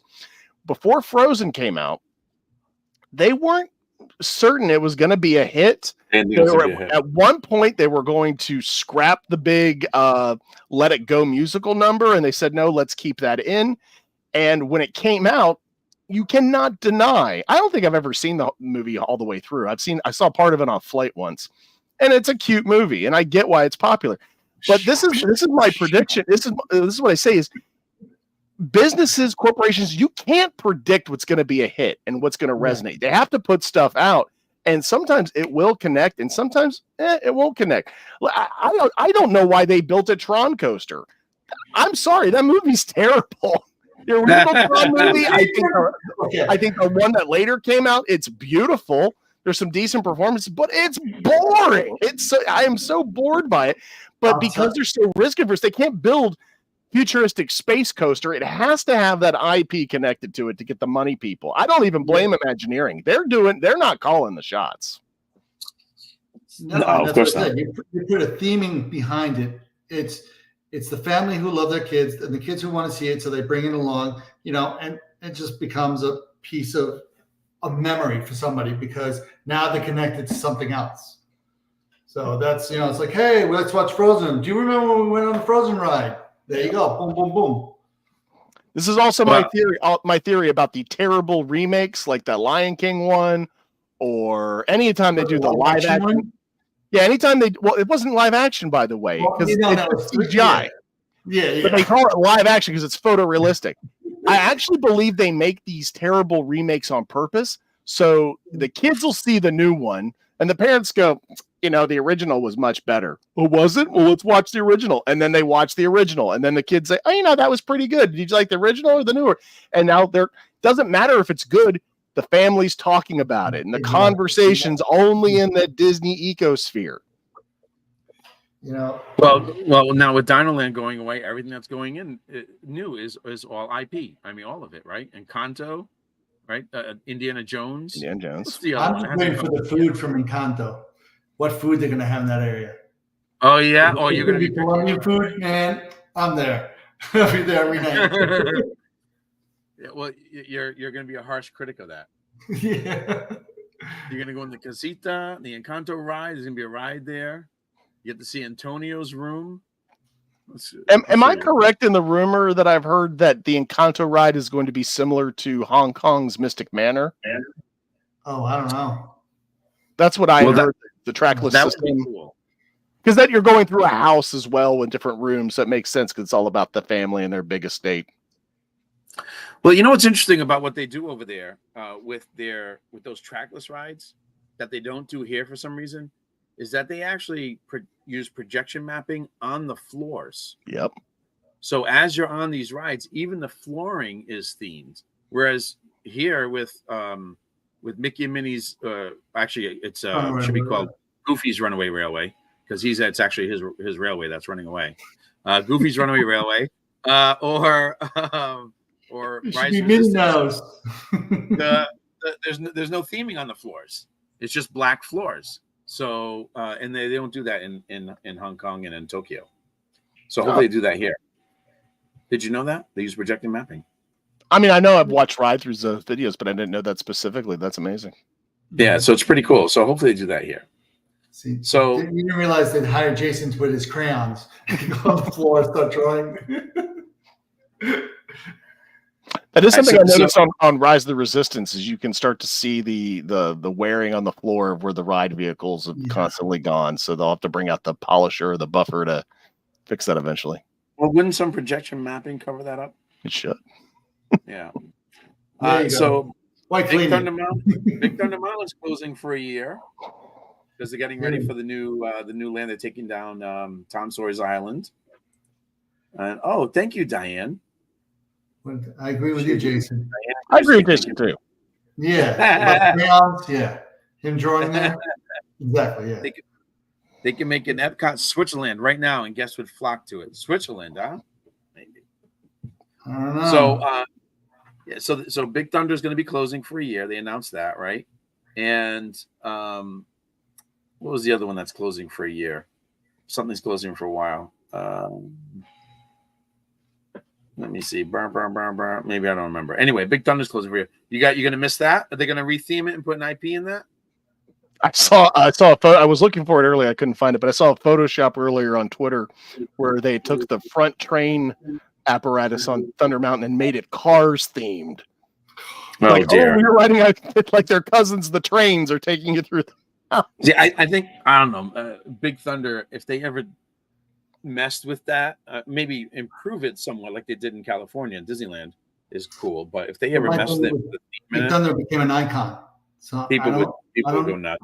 I don't know if they'll change it because it's iconic, So you got to get you got to head over there and get make sure you ride Big Thunder before it closes. So Oh. that was always a very special ride for me. So maybe you guys and we'll do a meetup and we'll all do it together. We'll have There you go. Go That's hands. Man, the coolest I've been thinking lately of coming up with like a guide. I want to be like one of my favorite characters of all time is the genie from Aladdin. I love Robin Williams. That was always one of my favorite movies growing up. And what I always love about that character, and I actually realized, you ever see the movie with Will Smith where he's helping Kevin James? It's called Hitch, where he's helping him. He's like a wingman.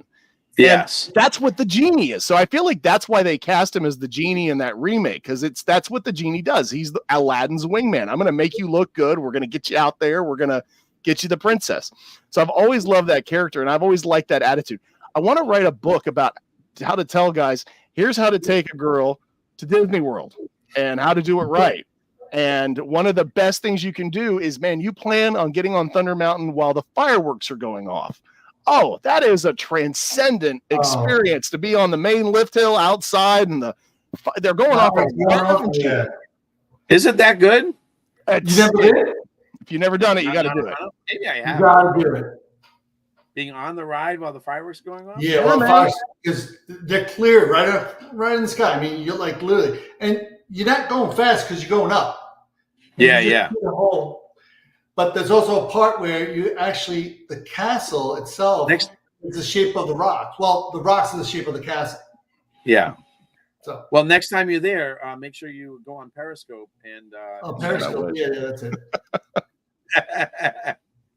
All right, so Big Thunder, we got to get on that, right? Have you guys been on the Disneyland Thunder Mountain at all? Yes. Okay, so it has a bunch of fiber optics in the last lift hill where it sets off a dynamite explosion. Correct. It's pretty cool. And my first trip to Disneyland, and I'm not going to go on a tangent here, but I'm the guy who sticks up for Disney World's Pirates, which I actually think tells a better story about pirates than the Disneyland version that's allegedly better does, but we're not going to get into that. But I was kind of looking at things of like, well, what does Disney World do better? As I'm riding Thunder Mountain in Disneyland, I'm like, okay, I think ours is better than this. And when I got to that last scene, I was like, son of a gun, that was really cool. And I always wondered, how long would it take and how much money would it take to do that upgrade? Is it really going to take a year to? But I hope that is included in part of this. Probably will be. It is really cool how it works. Yeah. With all the that puff of smoke. I was like, man, that's too cool. Why don't we have that? Be kind to Florida. Florida, yeah. And by the way, I wasn't super impressed with Pirates at Disneyland. Like, what's the big deal? The beginning is longer. It's a longer attraction. There's 2 drops, and to me, again, I don't want to go down on this. We could do a 2-hour show on this. I don't see the connection between being in the bayous of Louisiana to suddenly being in the Caribbean versus in Disney World's version. The Pirates area is almost like a subland of Adventureland. When you think about it, it wasn't there when the park opened, and it was basically just a wall there between Tiki Room and Jungle Cruise, and then they expanded in there. And so that whole Caribbean Plaza with Tortuga Tavern, to me, is a whole Pirates land. You go in through that main entrance, and I love I think the queue itself, where you're going through the fortress and you go into the load. I think that does it way better than Disneyland. Especially during Halloween parties when they have the pirates running around there. I love that. Really cool. It is really cool. I totally agree with that. I wasn't overwhelmed by or overly impressed with the California version, and everybody says it's better. I don't know. Yeah. Maybe it is. Maybe it's not. Oscar, have you ever been to the Candlelight Processional? Have I? Yes. Yes. You've seen the show a few times. All right. Yeah, you excited for the lineup this year? I like some of the people there. Yeah, not all of them. Let's hear it. Who are some of the headliners? Yeah. I think the Candlelight Processional is probably one of the best. One of the best shows that they do. I mean, with all of those singers there and the ambiance and the mood, and forget about even the religious part of it, but you know, in a speaker, a famous person speaker doing the narrating. I mean, it's just so wonderful. I think it's one of the best shows that you can see at Disney World. What do you guys think? To me, it's all. I don't. Okay, so this is me. This is old man talking about how Disney used to be back in the 1980s, and I think through the early 90s. They actually did a live nativity pageant at Disney Village, Disney Springs, Lake Buena Vista, whatever you're calling it nowadays. That was, to me, it was for my family growing up, that was an annual event to go out there, go to dinner, and then maybe go do some shopping, get the Christmas stuff, and then go watch that show. And I miss that so much. And it was such an amazing thing. It's the stage where they did it is still there. It's right there near the Ghirardelli and sort of the old village area. The stage is still there? Oh yeah, it's a multi-purpose stage they still use. You'll see that they'll have musical acts or DJs up there occasionally. Is that the Hyperion Theater, the one right in the water? Is that what it's called? Say, I don't even know that. Yeah, a little stage show. It's right near the big World of Disney store. You can't miss it. It's right on the water. Yeah, it's the Hyperion Theater. Yeah. I'll see if I can find any historical footage and I'll shoot it your way, Jason. That is cool. But the candlelight processional is a tradition that goes back to Disneyland, I think, to the 1950s, and they still do it out there as well. And when they brought it to Epcot, just absolutely great. I was there back in 2018, and we saw Neil Patrick Harris. He did an amazing job, and he even told a joke. He said at the end of the show, he said, "Okay, now guys, we got to go watch Illuminations because it's going away." You know, like he's such a Disney fan. It was so cool to see his enthusiasm. And I've been out there and I've seen Gary Sinise, Whoopi Goldberg. They get some great names. What do they got this year? Yeah, so with Josh Gad, obviously the I want to see Josh Gad. I like him. Let's see that. You'll see Josh Gad. I don't know Nico Santo. I don't know who Nico Santo is. Any idea who that is? Let's find out. Chrissy Metz. I don't know who that is, but obviously she's a New York baseball fan. Whoopi Goldberg is back. She's in the annual. She comes back. Tight Ass Burgers is hey, Disney. Oh, I'm sorry. What did I say? Yeah. Brandon Fraser intrigues me to see Brandon Fraser. I'll tell you. It's interesting because first of all, he's on a Universal ride, right? He's on the Mummy in Universal. My cup of coffee. And that's right. That's what he screams at the end. And second of all, he was like outcast essentially from Hollywood for over a decade for some reason. He was just kind of on the I think he had a rough divorce and just because it was down in the dumps. And he kind of came back with, I didn't see it, but it was The Whale. He got some acclaim from that. He was great. It was on a show I watched, Doom Patrol, which was I always thought DC doesn't really hit it well with the movies lately, but their television series have been great, and he's fantastic on that. So him being at Epcot on Disney property is interesting to me. But apparently he's been there before because he's not new. He didn't get the star for being the Karate Kid. You buried the yes. Yes, I want to see him all dressed up. It's Cobra Kai. If you go on the 12th and 13th, you can actually see both of them. You can go each day. I mean, look at this lineup. And then after Ralph Macchio, the Karate Kid, is Gary Sinise, like you said. I mean, he's terrific. He's the mainstay. Of course, Neil Patrick Harris, big Disney fan. Very cool. Leading up, and then you get Pat Sajak. Would you see Pat Sajak up there? I don't want to see Pat Wheel of Sajak. Fortune host. Like that, like blows my mind. How the hell they got Pat Sajak? I got a quick story. Yeah. I was at Epcot 2 or 3 times a week sometimes, and walking through World Showcase. It was after the park had closed, and we're walking past Italy, and there's a bunch of film cameras set up, and it was Pat and Vanna were cutting promos for their week at Disney World. And we walked right by, and they were taking a break. And I said, "Excuse me, are you Pat Sajak?" And he says, "I sure am." And this is Vanna White. Like he turned it on, and they shook our hands. And it was just very nice to meet you. So that was just a great little experience. I have learned Pat Sajak may be the most well-known resident of Golden Oak. He has a house out there. I had no idea. That's right. No clue. I didn't know that. Mm-hmm. I think he bought in. He's a big Disney fan. I think he bought in very early. Jeff's probably like his bathroom. You got to see his bathroom through the window I look through. I should have been a game show host instead, so I could afford This next one's interesting to me because I thought Gloria Estefan might have a negative relationship with Disney since they kicked bongos out. Well, they used her song in Guardians of the Galaxy. I guess that's true. I guess as long as she's getting her royalty checks, it's all good. But but from what I remember, that departure was kind of contentious and wasn't very smooth. Well, Bongos wasn't very popular either. That was kind of the problem. Yeah. And for those of you watching, Bongos was Gloria Estefan's restaurant in Disney Springs, which they demolished the building. And is that where Haleo is now, or Summer House? I think it's where Summer House is, right? It's one of those. It's right in that area of the west side where I didn't even know she had a restaurant there.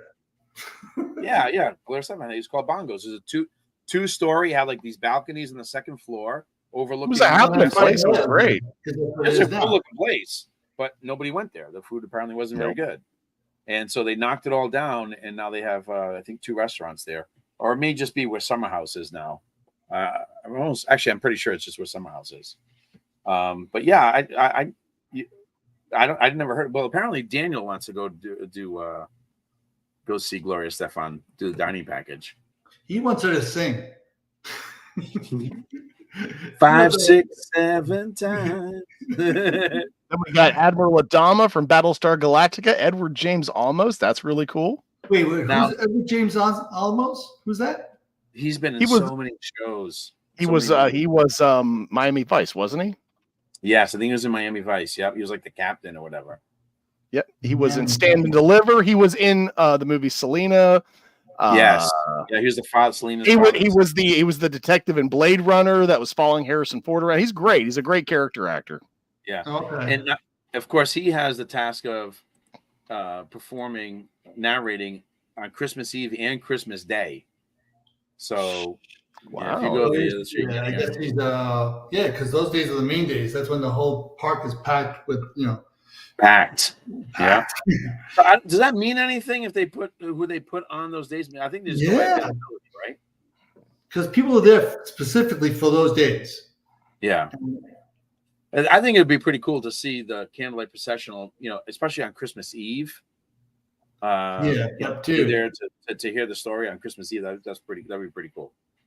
Your family. Unfortunately, yeah, exactly. Unfortunately for our family, exactly. No. So that's what we do most of our gift opening and all this stuff and everything. So I don't know if that would ever. Who's Sterling K. Brown? He's an actor. He's been in some things I've seen. I looked him up, including he played. Did you guys see the FX series, The People versus O.J. Simpson? It was the dramatization of the O.J. Yes.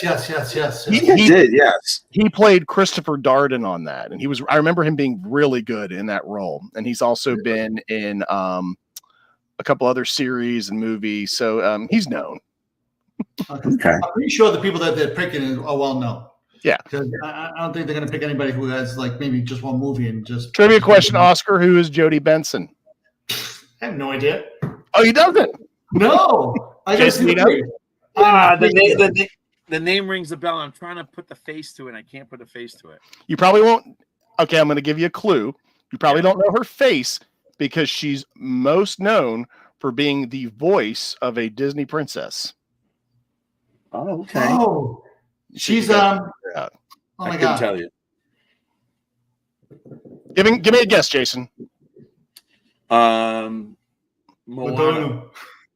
It's a good guess. Oscar? No, she was. You hear that, Oscar? You said it's a good guess. Yeah. She was the voice of the original 1989 Little Mermaid. Little Mermaid. See? Yeah. I knew it. I was just this close about saying It's right there. Okay. Right there. At least I got a good guess, Oscar. What'd you get? Oh, I'd say any princess. She was Moana. Jodie Benson. Yes, that's right. And after you said that's where it came back to me. That's right. There you go. Oh, wait. That's pretty cool. Hey, Cal. Jodie Benson was the one that we saw on the cruise, right?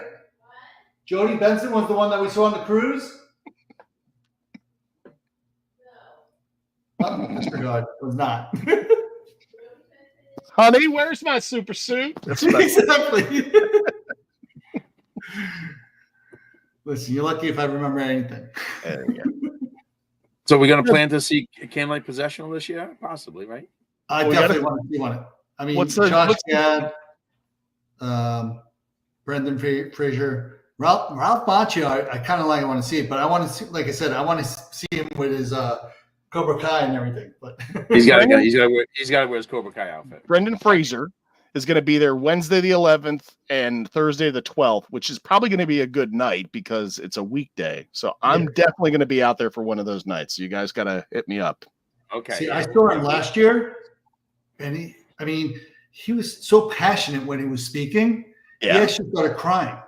It was like, oh my gosh, you just felt it. It was great. It was beautiful. And to me, that's why I want to see him again. Now they do those 3 times per night? Yeah, 3 shows. Yeah, 3 shows. 3 shows per night. Yeah. Yeah. Yeah, it's pretty wild. We did the dining package one time for that. And here's a little thing for the dining package. The cheapest one is the barbecue place that's across the way. Yeah. What is it called? Regal Eagle. Yeah. Eagle. Yep. Yeah. They're the We cheapest did that you can get it. Yeah, One we of did 2 Coral Muppet themed restaurants at Disney World. 2. Rat pizza. Jason got it. Oh, right. The city's top rated pizza.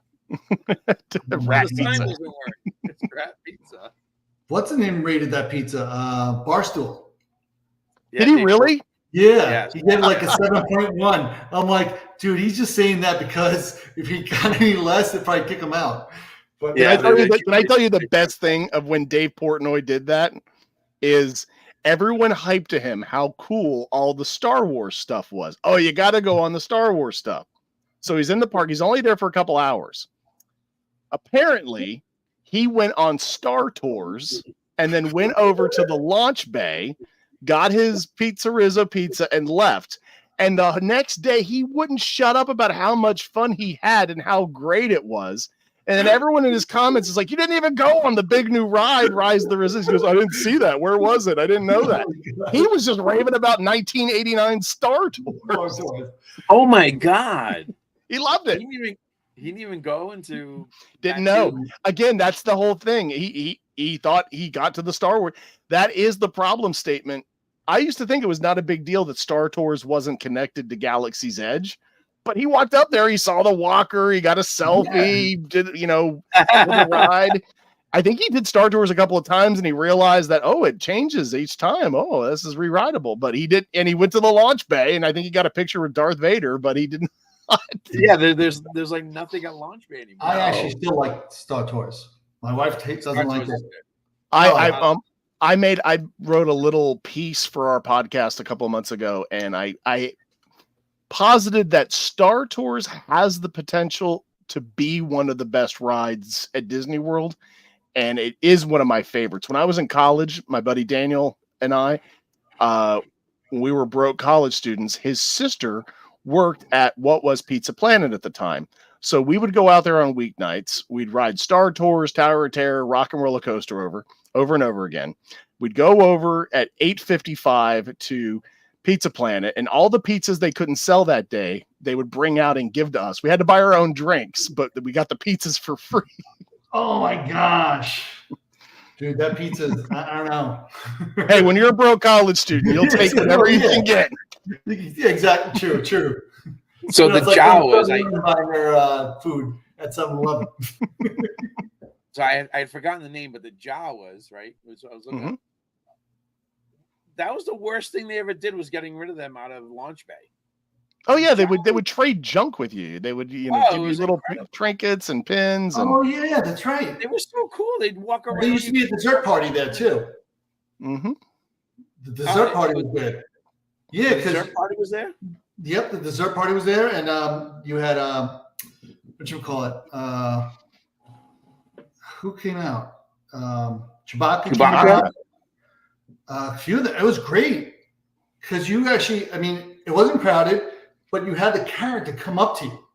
And it's not like you had to wait online for the characters. They came up to you. It was like, this is awesome. This is great. Well, I don't think I've even been inside Launch Bay since they got rid of the Jawas. It's a Jawas ghost were- town, man. It's kind of creepy. I went in there once less than a year ago, and I was the only person in there, and there was really nothing on display except some of the old props and because they were just- closed. yeah. Shouldn't be in here, sir. What? And what's a real shame is that was all part of the original animation tour that was there Yeah. at MGM Yeah, back when it was a working studio. They animated, I believe it was most of Mulan and Brother Oh, yeah. Bear and several other features. And you could go there and you would walk through it was an animator aquarium. They'd have these little booths and you could sit and watch them actually animate the work. And they had a similar experience at the Paris Studio Park. And one of the last things that Eisner did was he didn't like the idea that there were people in Florida he couldn't micromanage. So they pulled all the animation back to California. Yeah, the friend who was a Disney animator, and he actually took us to the, inside, showed us where, and there was people walking through, through the glass, and you see them, and they're looking at you like, who are they? Are they animators? Oh my gosh! And we're like, suckers, we're in here, and you're not. But it was great.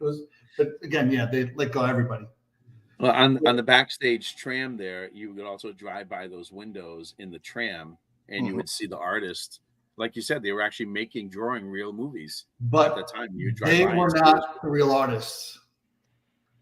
You know that, right? they were animatronics. No, not animatronics. They were just hired people to do the coloring of the cells. So they weren't the actual animators. They were cells for the actual movie. Some were, but some were just basically for show. Is that like how in Mission Space there's that little break room area that is you can see behind the glass and it looks like they're working on a command console, but they're really Pretty much. It was all, for show. It was for show. I mean, like you said, our friend was a Disney animator. He brought us out there. He tells us this area where people like to see where they do the cells and all that stuff. But some stuff is like they'll put somebody in here just to have somebody in here because they don't want people to walk by and not see nobody working. So they'll be just screwing around. That makes sense. Oh, sorry. So we're gonna try to see some candlelight procession. That's gonna be fun this year. I definitely want to see them. Yeah. Okay. But now, question: would you Yeah. buy a meal, pay extra to be inside? I might. Not for, just to be part of the experience again. Because I did that when I was traveling here. And sometimes I think being local, you miss some of that part of going to Disney is doing some of those touristy things. The only thing that bothers me about I wouldn't rule it out just more for the nostalgia and just to feel like a tourist again. I wouldn't rule it out. So you had their family with the person in the wheelchair, and it's like 20 of them. Oh, this is my rest of my family, and I'm like, no. Yeah, I can see you're bringing maybe one or two people to assist you to get in there, but I mean they'll let the whole family. I was like, what the hell is that? Like, no. You can also use that as an opportunity to go to a restaurant you wouldn't go to and just say, you know what, I'm going to do the package, eat at this restaurant, sit up front, watch the performance. And what's your favorite restaurant? This is the other annoying thing about Disney right now is I wanted to see, like, I'm looking at the website. I want to see what would be the price if I were to do 2 people going to the Via Napoli for the dining package on that Wednesday, the 11th. I got nothing. Nothing available? No, it's not easy to find the information. Oh, I see. Like, give me a price. Give me a menu list price. I would guess it's probably going to be in the area of $70, $80 a person. That'd be my guess per person. I think you have to go on the Candlelight Processional its own little website, and it tells you what restaurants and how much they cost. I see. I don't think the restaurants themselves will tell you. I'm at disneyworld.disney.go, dining, Epcot, candlelight dinner packages. And does it show you the prices or no? It says dining packages and prices. Choose variety. Explore participating restaurants. And then I see one of the restaurants is Via Napoli. So I click on that. And all that does is take me to Via Napoli's page. With Daniel just said he believes it opens up October 29th. Oh, so you can't even book them right now? No. Oh, well, there you go. Daniel's gonna do it. We'll go with Daniel one day. Yeah. No, but he says he's gonna go see Gloria Stefan. I'll see her. December 22nd and 23rd. Actually, Oh. I think I'll be out of town at that I time. may not be in town. I forgot about it. I'm not gonna be here. Yeah, we'll do it, but I'm not showing Actually, up. I don't know if my pass is valid then. I don't even know what the blockout dates are anymore. Oh, you have what, the Pixie Pass? What do I have? I have The Sorcerer, the second one down. I got the Sorcerer. Yeah. Mission calendar. Yeah, there is some that are blocked off certain, and believe me, when I work at like the parks during these, we get people coming in and they're like, I just drove an hour and a half. It's like, well, sorry, it's not open for you. Go buy a ticket. Do you know how many times I have gone on the website, picked a day, reserved a day, but I didn't go down to the bottom and click finalize? I agree to all terms. You don't know how many people don't do that. And they yell at us. This guy, and it's not my first rodeo, It's I need my park pass. Well, did you get the confirmation? What confirmation? I was in it. See, and they show you the so MD shows you like the times of the park. Mm-hmm. So they're like, see, I have a pass for today. I'm like, no, that's just the times for today. Yeah, look, I got my pass for the day. That's the park hours. I'll tell you this: the times where I do that, I immediately have to go over and get on my phone. And here's the other thing about that stupid app. You can't book a reservation through the app. You have to go to your browser. Yes. Why the flicking heck is that function not in their app's ecosystem? Right. Oh, It's God. connected to your MDE. Yep. That just shows the level of non-commitment they even have to their own setup in that regard. Like, we don't want to Why spend do you the think money. that is? They're cheap. They're freaking cheap. They don't want to convert the HTML code to an app-based code. Which is easy enough. It's not Easy enough. Yeah. It would take a scientist, and I'm from the humanities. I mean, if you can select a character to be in your little profile, you should be able to obviously select the freaking date you want to go. But anytime where I accidentally didn't book it right, I immediately go over on my phone and I make sure to go back to the same cast member, to the same line. Just see, I know how to do it. I just Listen, I had a guest come in and they're like, I booked it. And they went to the website where they had it. They still had it up. They're like, see, I booked it. I'm like, yeah, keep scrolling. And I'm like, see that little check mark? You go, check it. Oh. Like, that's what you missed. Yeah, and I've missed it more than 10 times in my life have I done that. Oh, the worst is when they do the whole thing, they come in and they tell me, oh, yeah, I did make a park reservation. I'm like, was it for today? Of course it was for today. And then they go on, they're like, oh, it was for Sunday, not Saturday. Or one time, this was 2 or 3 times ago. Oh, it's for Disneyland. I thought it was a green good to go day, but it was actually the next day was the good to go day when I looked at it. Oh my God. Yep, we've had those. And they complain, they'll fight with us. I'm like, I'm not here to fight with you. We didn't change it just because we thought you were coming in. It's like, we didn't do this just to hurt you. It's like, did you look? I know I looked. And I mean, literally scream at you. They're top of the lungs. And when you show them, like, this is from the wrong day. No apologies. They're like, Disney sucks. That's a weird emotional response that I don't understand, because the feeling I get is like embarrassment and like I feel like I'm 2 inches tall and I want to just go and disappear.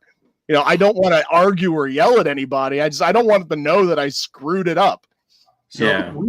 Well, with some people, it's never their fault. It's always yeah. So you know what? You have to put your finger down, on the little glass thing so it lights up. Yep. So and a tap style. Yep. I got a bone to pick with Disney about this. Uh-oh. I know we're kind of wrapping up. They made the change. If you've got a kid's account, don't make them scan their finger, because guess what? the kids never remember what finger they used originally. So they're No. doing their thumb backwards on the pad, Yes. and you're Yeah. sitting, oh my God. No, if they got a 9 and under ticket, oh my gosh, what's the likelihood that someone went to 192 and sold it to a reseller? Like, get me out of here. Now, if someone's using a child ticket and they're obviously an adult, yeah, kick the bum out. But the idea that, oh, 2 parents and grandma have got a working ticket, but we got to make sure little Timmy's finger completely scans to let him in, that is the biggest waste of time, money, and energy to make the kids have to scan their biometrics. Us knowing that little kids' fingers don't work for diddly squat. You know, we ask the parents, use your finger. What? Use your finger for the child. No. My child wants to use their finger. I'm telling you, it won't work the next time. It'll go green the first time, but the next time won't. And they're adamant. They're like, no, I want my child to do it. Okay, go ahead. And then you see the kid go, yeah, it's the upside down backwards thumb. My wife and I, we once speculated, let's come up with an ad campaign, because there's the Disney point with 2 fingers, because it's rude to point at someone. Yeah. Well, have this whole spiel where Mickey's like, it's okay for you to point, and always use your right index finger for your, like, something like that. Like, the little signs where it's like Timon and Pumbaa, it's like, don't run, don't throw food away, listen to your parents. Makes one like that. Like, hey, use this finger every time so you don't forget. Well, it's bad. When they first came out, there is a sticker to use your finger.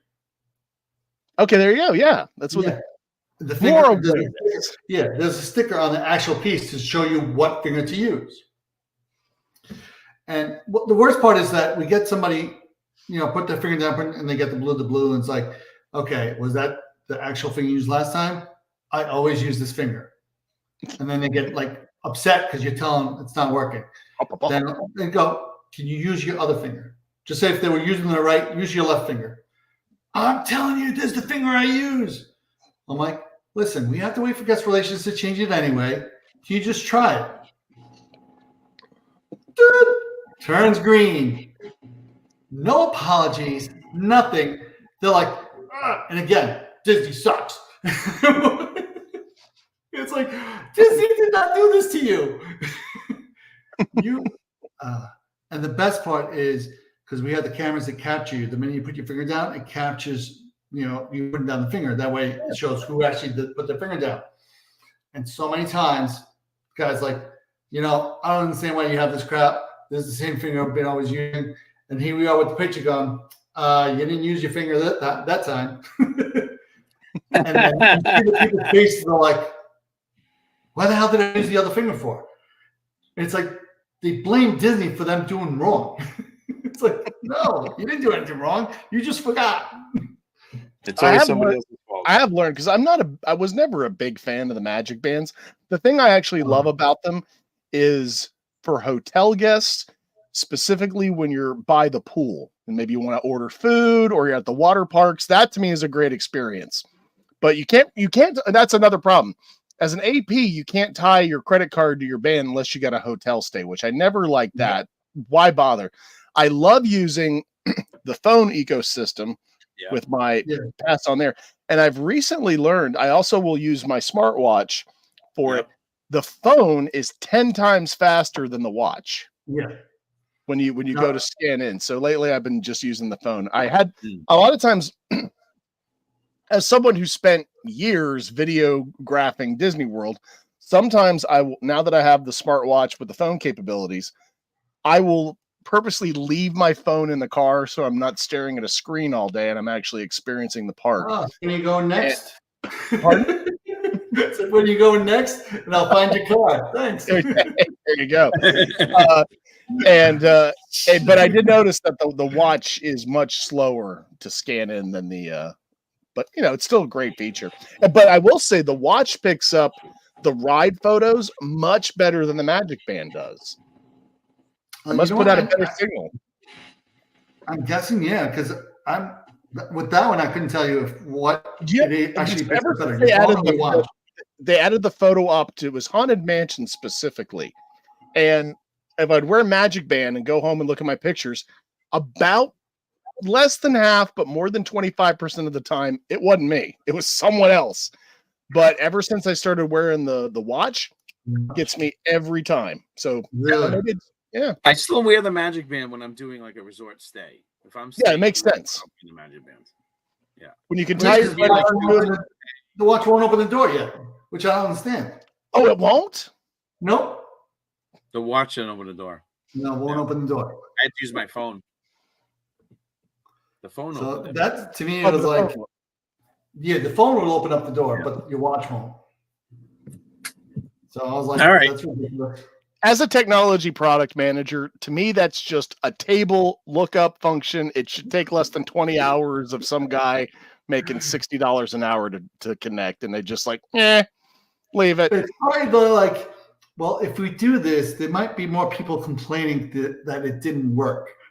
So, like, let's not add it. Functional obsolescence. That's what it's called. It's people complain about everything. If they can, they will. I mean, they found out if they complain the most, they get the most out of Disney. That's the ridiculous part about it. It's like, here, you want a free food, go into the restaurant. At the very end, when you finished everything, you're full, complain about something. Pretty much. And they'll be like, all right, we'll take something off. You ate your food. We'll comp your, yeah. They'll completely finish their food. And bitch about something. Say, oh, the waiter mistreated us. Okay. So how come you didn't say during when the waiter was around? Oh, no. We want free food now. This food is terrible and the portions are too small. Yeah. That's why I had to eat more. Like the other day, I think Daniel had things like he went to Topolino's, and I think for his birthday, and he was very upset because he wasn't able to get a second portion of the food. I don't know if Daniel's on, but if he could tell you the story, he was like, they won't give you a second portion anymore. Like a second portion? Yeah. So if you order filet, you mean like a second filet? Yeah, for like half price or something like that. He was like, I never heard of that. Yeah, if Daniel's still on, he can explain to you. He wasn't happy. And Kelly's like, oh, yeah, they stopped that. I'm like, because probably people took advantage of it. That's the whole thing. Listen, I'm a guy, when I walk into Ohana, they're rolling their eyes, but not anymore. 95 pounds down. Okay. Hey, there you go. Jeff, this has been great. This is fantastic, guys. Thank you so much for having me. Real quick question for both of you. First, Oscar, then Jason. Yeah. What has been the best addition to Disney World in this decade? Guardians of the Galaxy. Oh, that's a good pick. Jason? Best I love addition that to ride. Disney World Love this it. decade. Happily Ever After. The fireworks show? Yeah. Okay, cool. Was that this decade? Yeah, it's been what, 20. It was open for what, 3 years before COVID shut it down. So yeah. Oh, this decade. You mean this decade. So yeah, it has not within the last 10 years, but since 2019. So anything 2020 going. That came out in 2017. The best thing since 2020. So you got Guardians, Tron. Yeah, Guardians is pretty good. Boy, trying to run through everything.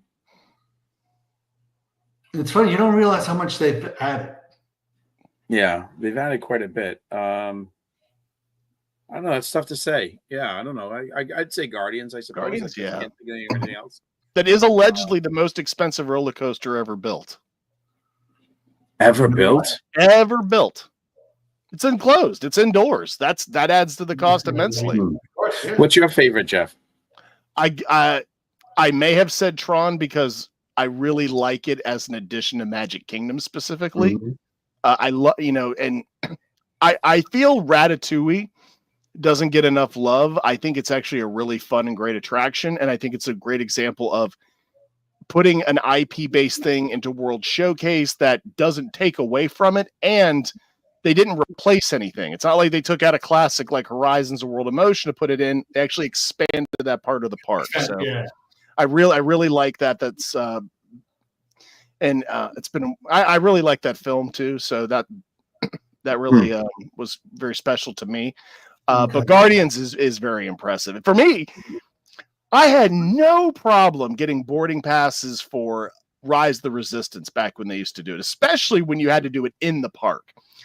I am maybe at a 20% success rate for getting a boarding pass for Guardians. Really? I don't know. I don't know if it's a not you, it's me situation. I don't know if it's just because it's that popular. But man, I can't get on that ride to save my life. I've been on it maybe 3 times in my life. I've been in quite a few times, but the Yeah. only thing that annoys me, I still have not gotten September. Oh, okay. I Oh, the still have song. not gotten it. Yep. And that's the first song of the reel. So I think every time I've been, I got the Gloria Estefan, which to Oh. me, that's the only song on there. Daniel likes that. I love Yeah. it. I think Guardians is a top 3 roller coaster in Orlando. It's one of the top 3 roller coasters. You guys done Velocicoaster? That's number 1. My wife has. That is number 1 ride in Orlando. I was fortunate enough to be part of a VIP tour the first time I went on it. I'll tell you guys the story real quick. So I did not know what to expect. I didn't watch any ride videos before I got on it. And when I did that for the first time, at first I thought I was going to fall into that lagoon. I was like, I'm going to wipe Get out. out of the seat a little bit. And I just absolutely loved it. We then went and did a dinner at Mythos. And I've become kind of a Universal guy lately too. One of the reasons is I live up in Seminole County, and they've added the express lanes onto I-4. So I can get on the express lane at Altamont Springs and drive that to a special express exit on Kirkman and get to the parking garage.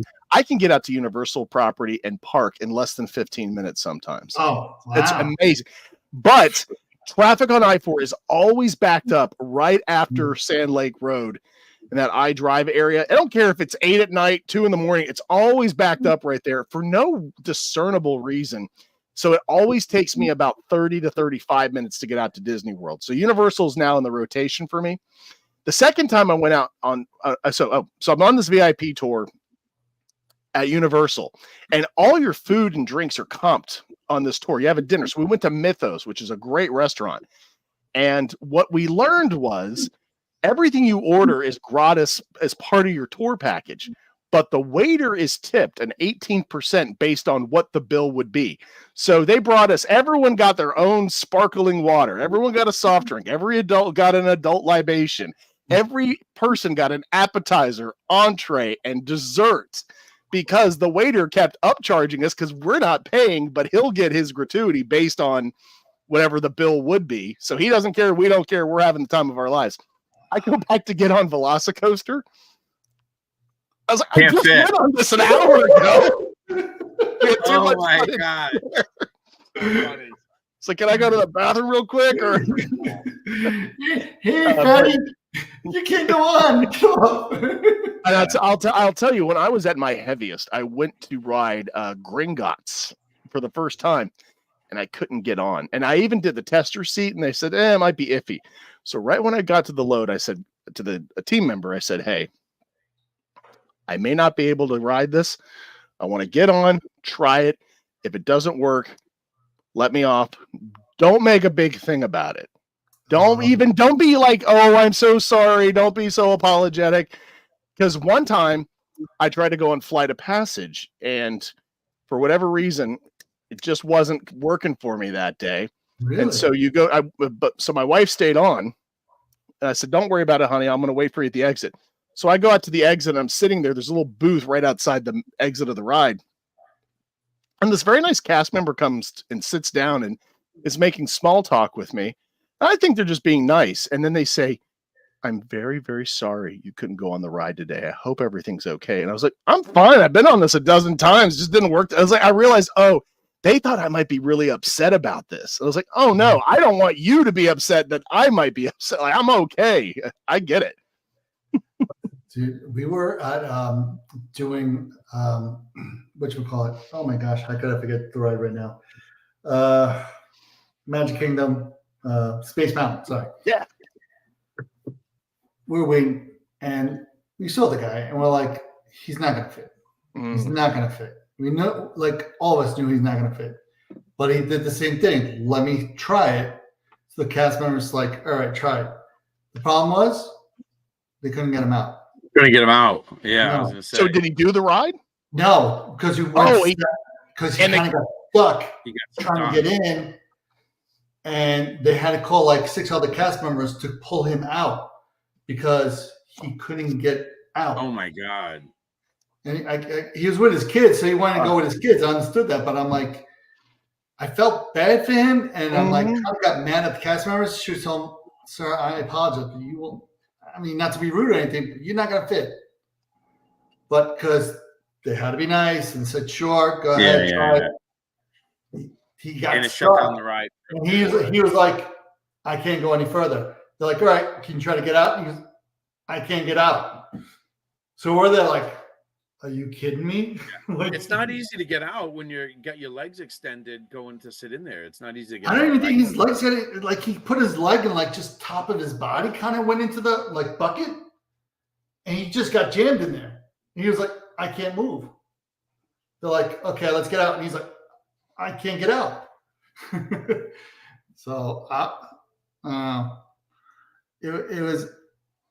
I think he was embarrassed, but I know the cast members are trying to be nice to him and to allow him to do this, but it comes to a certain point that, listen, I don't want you to get hurt. I understand, but you're not going to fit. There's a factor of guest safety involved, you know. Yeah, That's it's pretty much, yes. you couldn't let a 7'5" guy go on that ride either. I mean, I have a coworker that went to Disney, and he went to what was it? Yeah, the Flight of Passage. You had to be a certain height, and they're like, "Sir, you're not going to fit." that happened to a friend of mine. We took a couple out there, and they wanted to ride Flight of Passage so badly. And my friend, he's probably got I'm 6 foot tall. He's got 6 inches on me in height, and probably weighed 50 or 60 pounds less than I did. And I got on Flight of Passage just fine at that time. And he couldn't fit is because his legs were too long. Yeah. That was the problem. Yeah.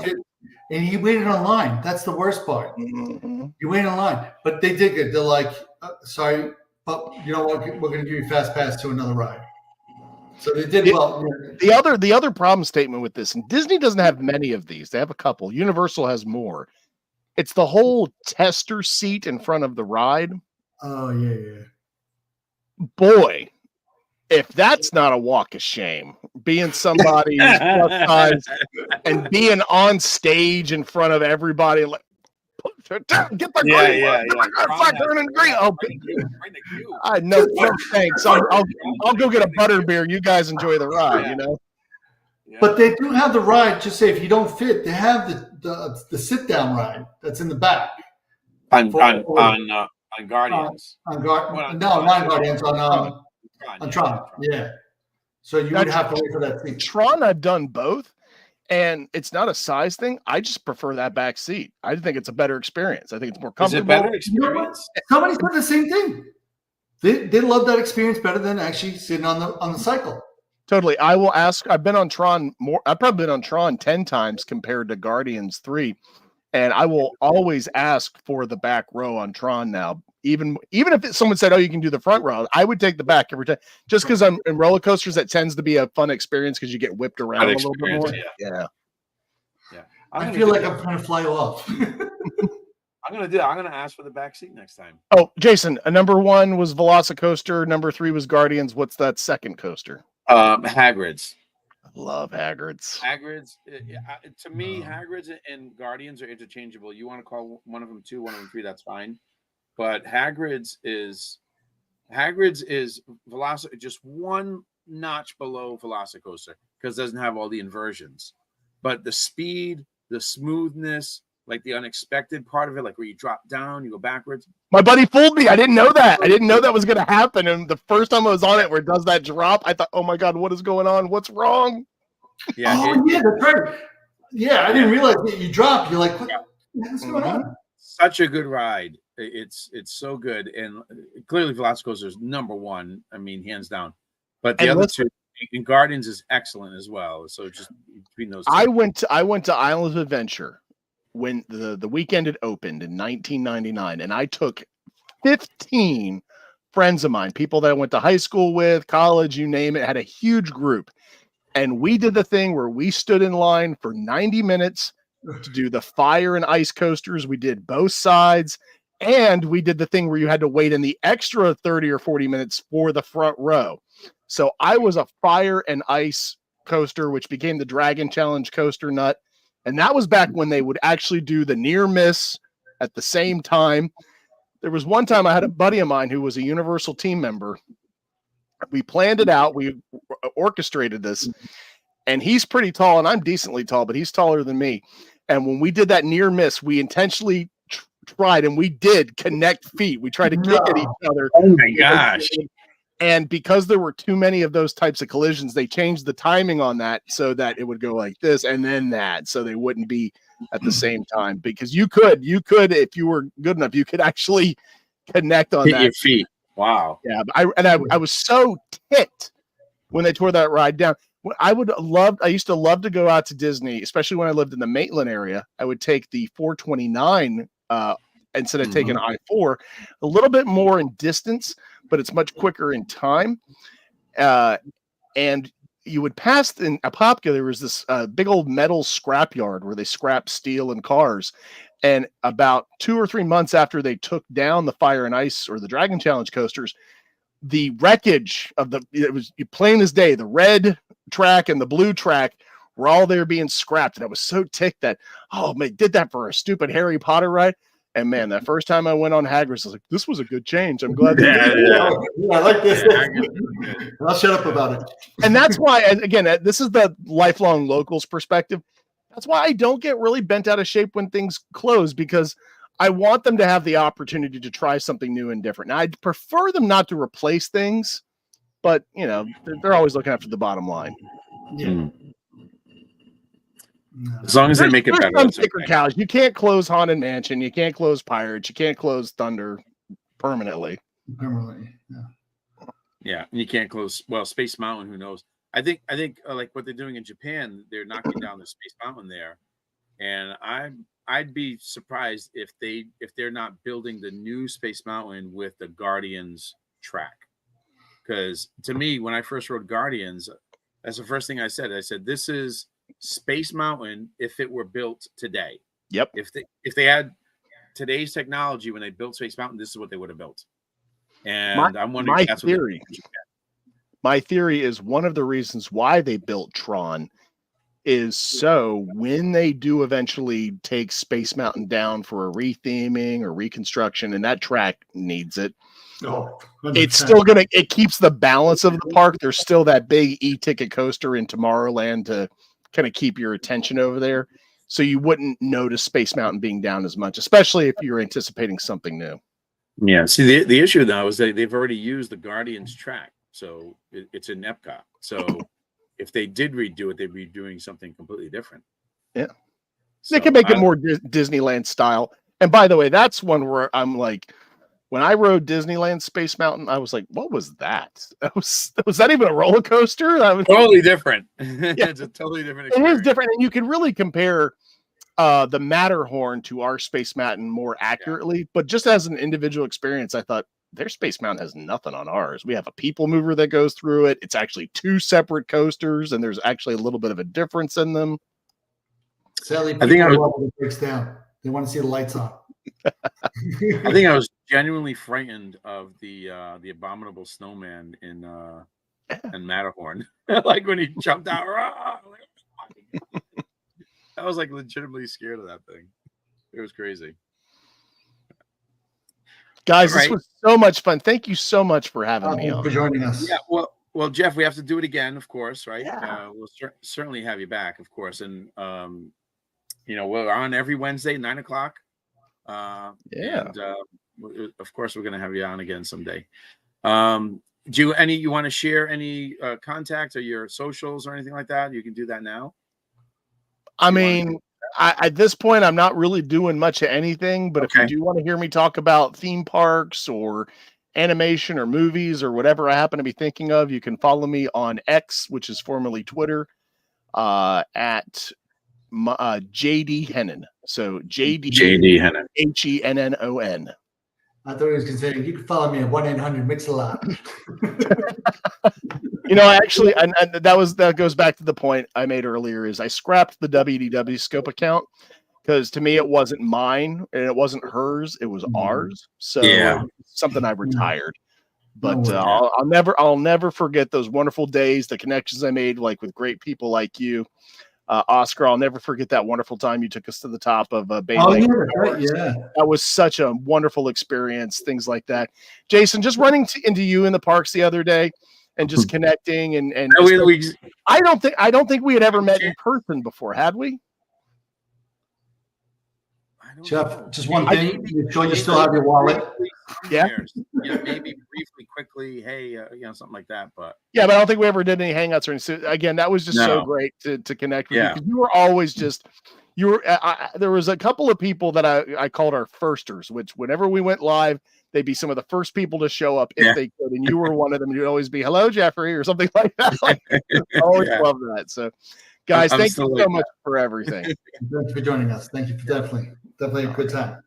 All right, Jeff. Thank you, buddy. Take care. All right, Oscar. Well, that was fun, huh? Yeah. Right. Watch the 11 o'clock people are going to start showing up now. Yeah, I know, right? So, we always talk about our viewership, right? Because we're relatively small channels here. Yeah. You have one person on your Facebook, 3 on your YouTube. Can you see? I have 62 on my X. 62 on your X. 62. Wow. How about that? Make sure you Now, like and subscribe. to go on X if, like and subscribe. Yeah, I linked my X account and I said, let me try streaming to it. So I'm streaming on both YouTube and X. Now, do you think X people from Periscope? I have no idea. And well, some guys, 6 Miles Tall, and somebody else is watching me on X. I think when Justin was on, he was watching on X. Justin Cohen. Okay. Yeah. Justin was on X. So that was pretty cool. But make sure you like and subscribe or hit the follow. And if you're on, or same thing, or jump over to Oscar's channel and watch him. Okay, so every Wednesday, 9 p.m., make an appointment. Don't forget to tune in. Every Wednesday, we'll talk Disney. Talk Who are they calling for the appointment? Are they calling you for the appointment? Make an appointment. They're making the appointment right now. Next week, 9 o'clock. I'll be back in Florida. Maybe we can be at a park next week. I'll be back in Florida next week. Yeah, the only thing we definitely have to get the earpieces. Yeah. Well, I have actually these will plug into my phone. So the only thing you were fading in and out sometimes. Mine was? Yeah, your microphone was right. Yeah. Mm-hmm. Okay, because I don't have my back maybe when it happens, but yeah, maybe when I lean back like this. Oh, yep. Okay, because I don't have my normal microphone here with me, so because I'm traveling. Okay. So that's one thing I didn't have was my microphone. So I think I'm actually using the microphone from the camera. It's not this one, but I can hear you through here. So no. Anyway, I do have the headphones for it. So if we do broadcast in the parks, great. So all right, next week 9 o'clock. Don't forget to like and subscribe, support the channel. See you guys next week. All right, thanks. See you. Thanks, Oscar. Bye. Bye.